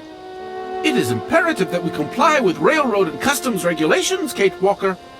Oscar, don't you think we could drop the trifling details once and for all? We need an exit visa to get beyond the wall, Kate Walker. And you wouldn't know where I could get one of them from, would you? There is usually some form of authority stationed at a guard post that is strategically positioned to issue such a visa.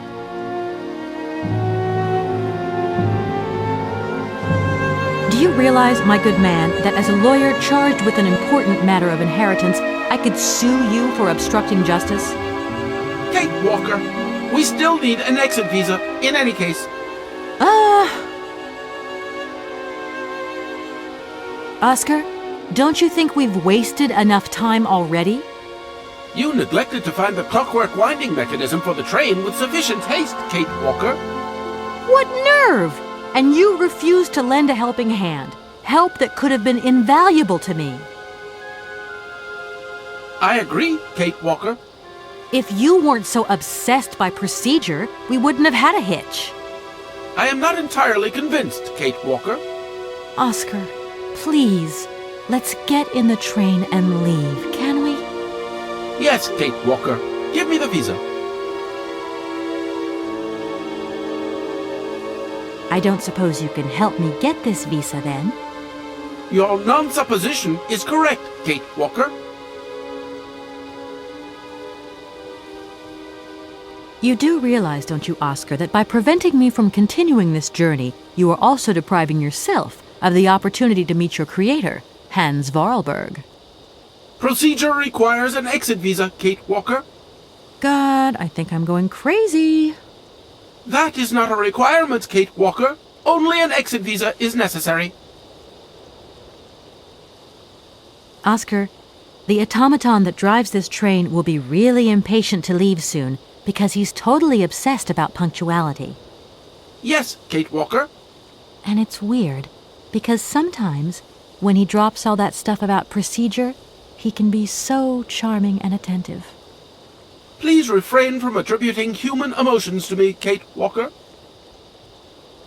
Okay, see you later, Oscar. Yes, Kate Walker.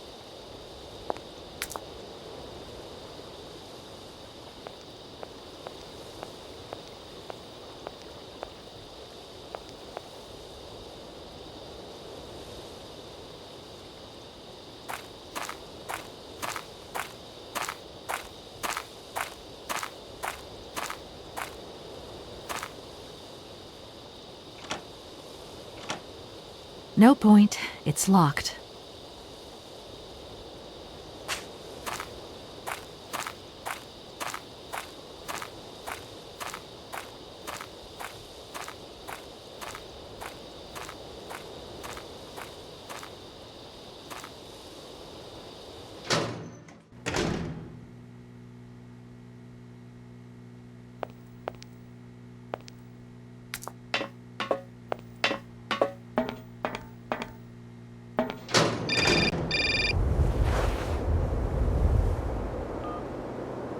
Hello? Kate! Oh, is that you? What's going on?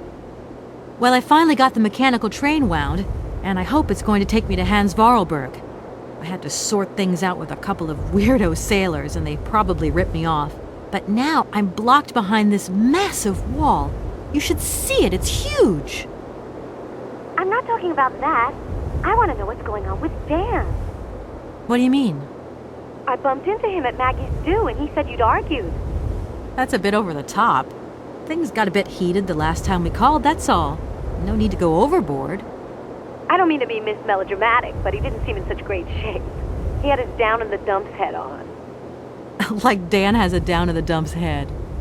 Well, yeah, when that shock of hair flops over his forehead, and his eyes mist up, and his eyebrows kind of creased together. I'd never noticed. maybe I did go a bit too far, but he's got such a goody two-shoes image of me that sometimes I just lose it. And this case is taking up a lot of headspace. I was just looking for a bit of compassion. Well, you sure got mine. So, what's going down? Like I said before, I'm kind of getting somewhere, but it's slow. This Hans Vorarlberg guy is getting more and more fascinating by the day. Okay, well, anyway, it doesn't sound like you're bored. Not like back here in the office. Every day is boredom day. Just no fun without you. When are you coming back? Shouldn't be long, I hope. Look, I've got to go. See you soon. Well, call us again real soon. And be easier on Dan next time, huh? I'll try.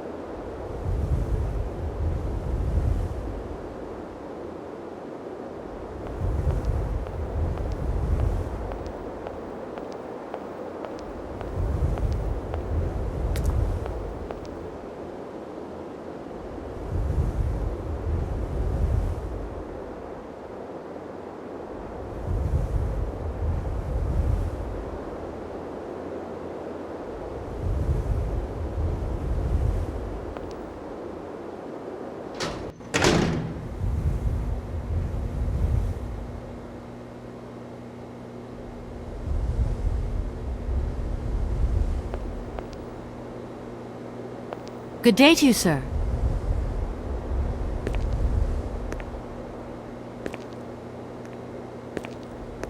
Captain Malatesta, Commander-in-Chief of the Barrockstadt border post, at your service, madam. My name is Kate Walker. I've been assigned by my company to find a man who is supposed to be living in Syberia. What a peculiar mission. Taking so many risks for such a futile goal. Captain, to my mind, the military zeal with which you insist on guarding this meaningless wall strikes me as equally futile. I should be offended by your words, miss, but I forgive you, because you are young and unaware of the very real dangers lurking in store for us.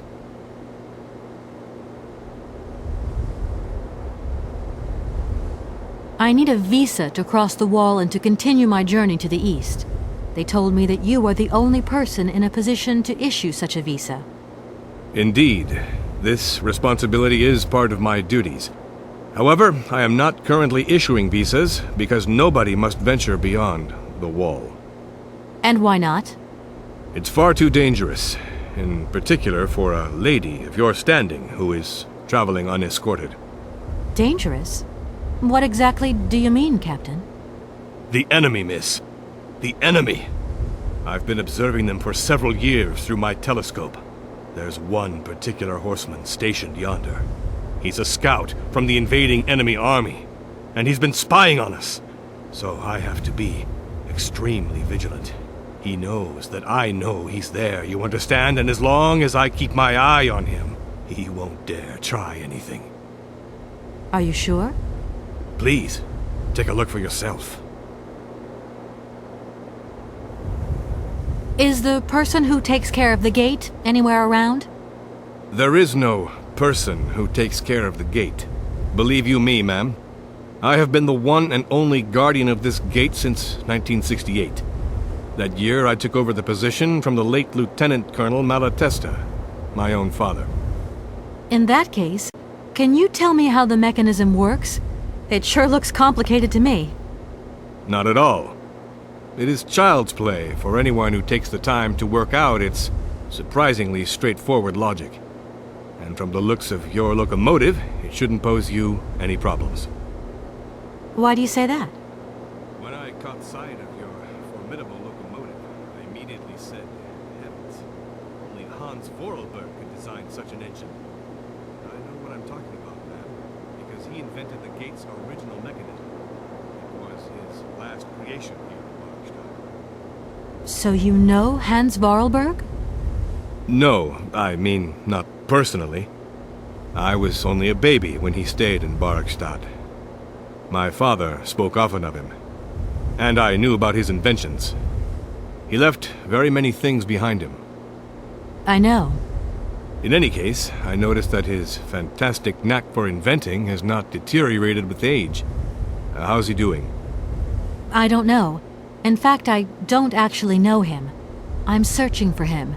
An inheritance matter. I hope his train is going to lead me to him. And why not? His inventions are always full of surprises. Between the station aviary and this bleak wall, the change in atmosphere is radical, don't you think? It's been a long time since I've been at liberty to judge, miss. My duties forbid me from abandoning my post.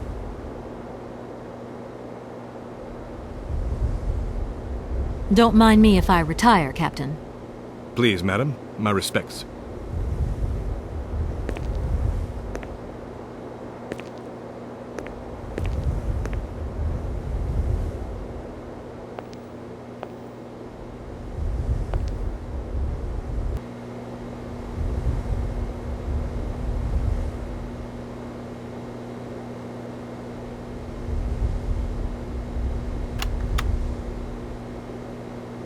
How strange. I can't see a Cossack horseman at all. There's just a dead tree in the middle of an empty plain. That poor captain must have really bad eyesight.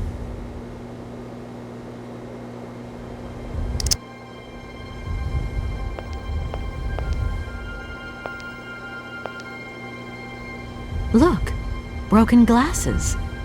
If they belong to the captain, then he sure has eye problems going by those lenses.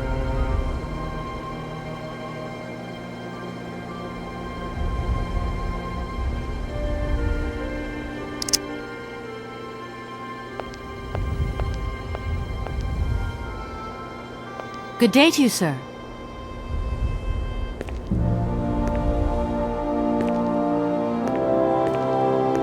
Captain Malatesta, Commander-in-Chief of the Barrockstadt border post, at your service, madam.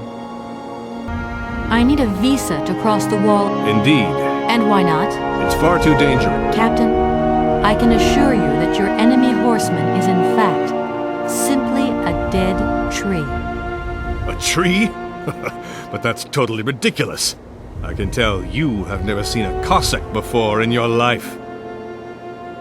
How long has this Cossack been spying on your wall? For a long time. Yes, a very long time. But they could attack at any moment. We simply cannot tell. And he's been in the same position the whole time? Cossacks are soldiers, miss. They're capable of great resistance and persistence in the face of adversity.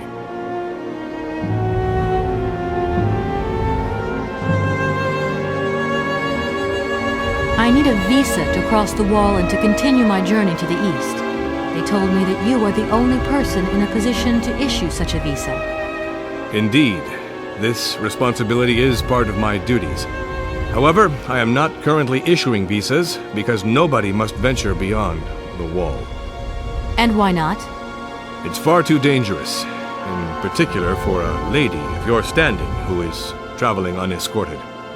Captain, I can assure you that your enemy horse... A tree? How long is this... For a long time. And he's been in the same position the whole time? Cossacks are soldiers, miss. Don't mind me if I retire, Captain. Please, madam. My respects.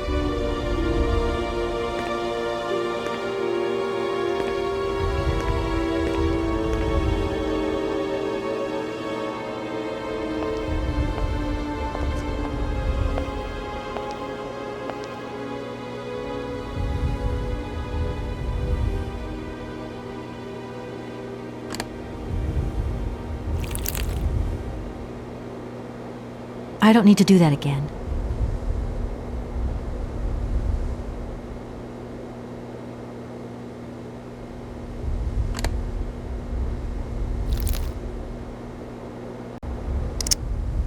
Colonel, sir.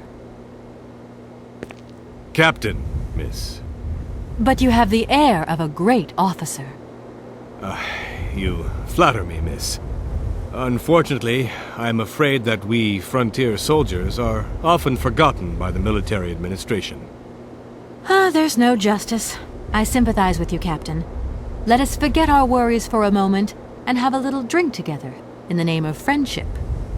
It would be my pleasure, miss, but the regulations strictly forbid it. Come on.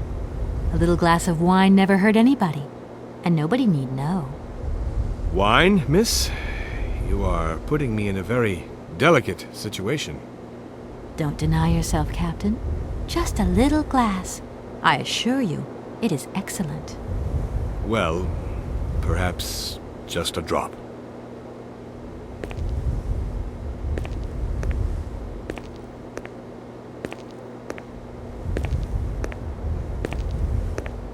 Here's your glass. To your good health, Captain.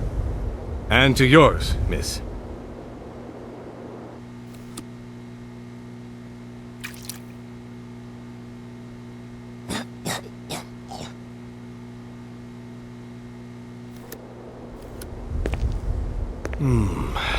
It's been a long time since I've drunk wine in such pleasant company. I admit, it is excellent. Isn't it? You wouldn't think it came from Barrockstadt. It is made from the Amazon forest Sauvignon grape that has been miraculously conserved and cultivated in the station garden. Well, well, well. The university authorities kept that one to themselves. You know, Captain, it is essential that I continue my journey eastwards. Please, don't even think about it. As I've said, it's extremely dangerous. The enemy is spying on us. Perhaps your Cossack horseman isn't quite what you thought. Perhaps it's just a dead tree twisted into a strange shape. You should take another look. You never know. Go on, Captain. Give it a try. So be it. I will make this concession to the fairer sex, miss. But it does seem to be quite ridiculous.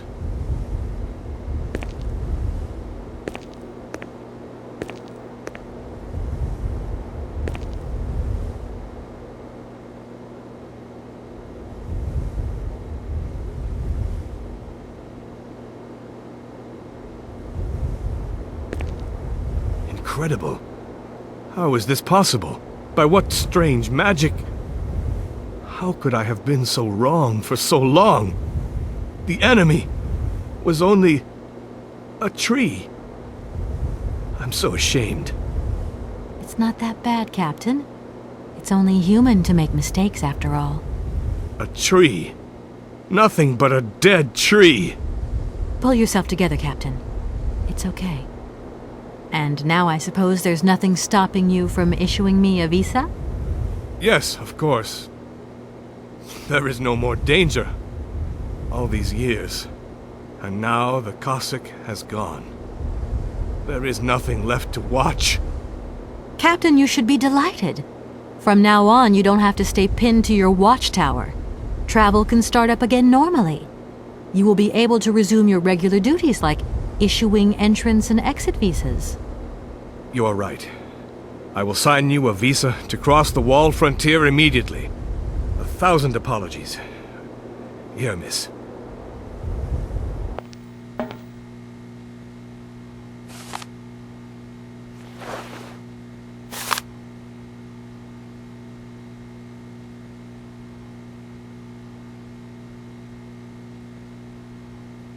Thank you, Captain. And keep your eyes open. Miss, if we could keep this between ourselves, please. For the sake of my honor, you understand? You have my promise, Captain.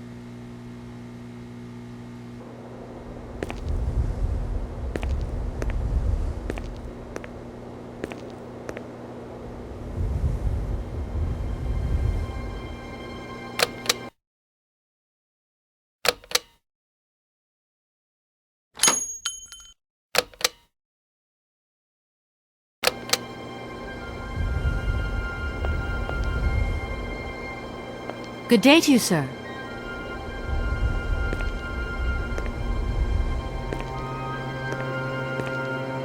Captain Malatesta, Commander-in-Chief of the Barrockstadt border post, at your service, madam. Could you help me open the gate in the wall, please? Don't you worry. I will take care of everything. As soon as your locomotive is ready, I will activate the gate mechanism. I will simply ask you to pass through as quickly as possible. You see, even if there is no more danger, I'm afraid I don't remember how long the gate remains open for. You can count on me. Thank you, Captain. At your service, miss.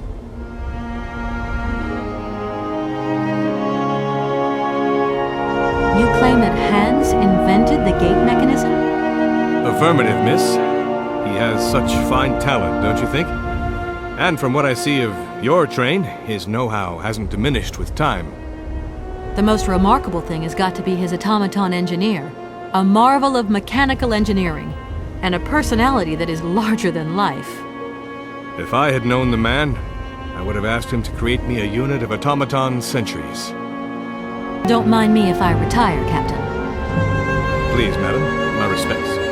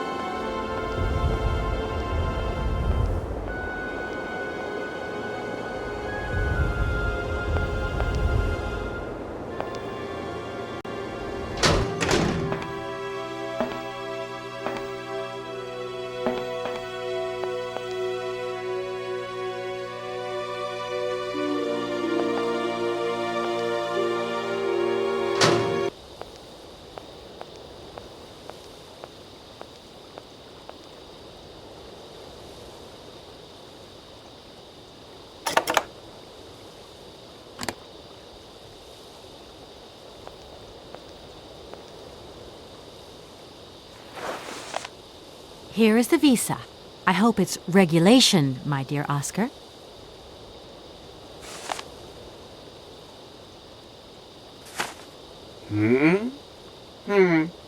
It is regulation. Here is your ticket.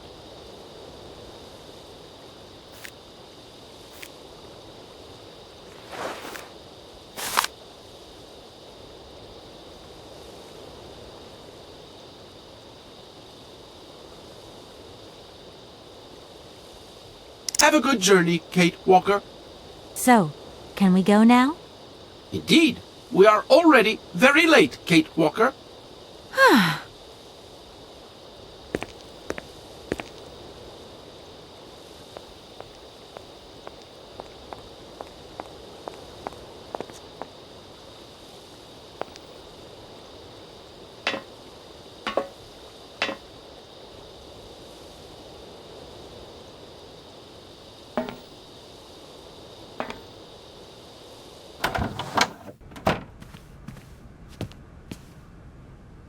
Your ticket, please. You know, Oscar, you might not think so, but I also know a thing or two about procedure, and that's one bit of procedure I'm not going to forget about easily. As you wish, Kate Walker.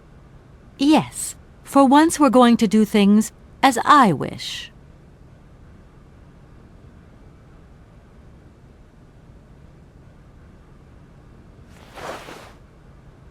Here you go, Oscar.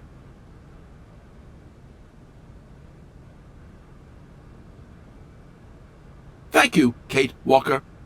Now, please return to your seat, Kate Walker. Yes, Oscar. Immediately, Oscar.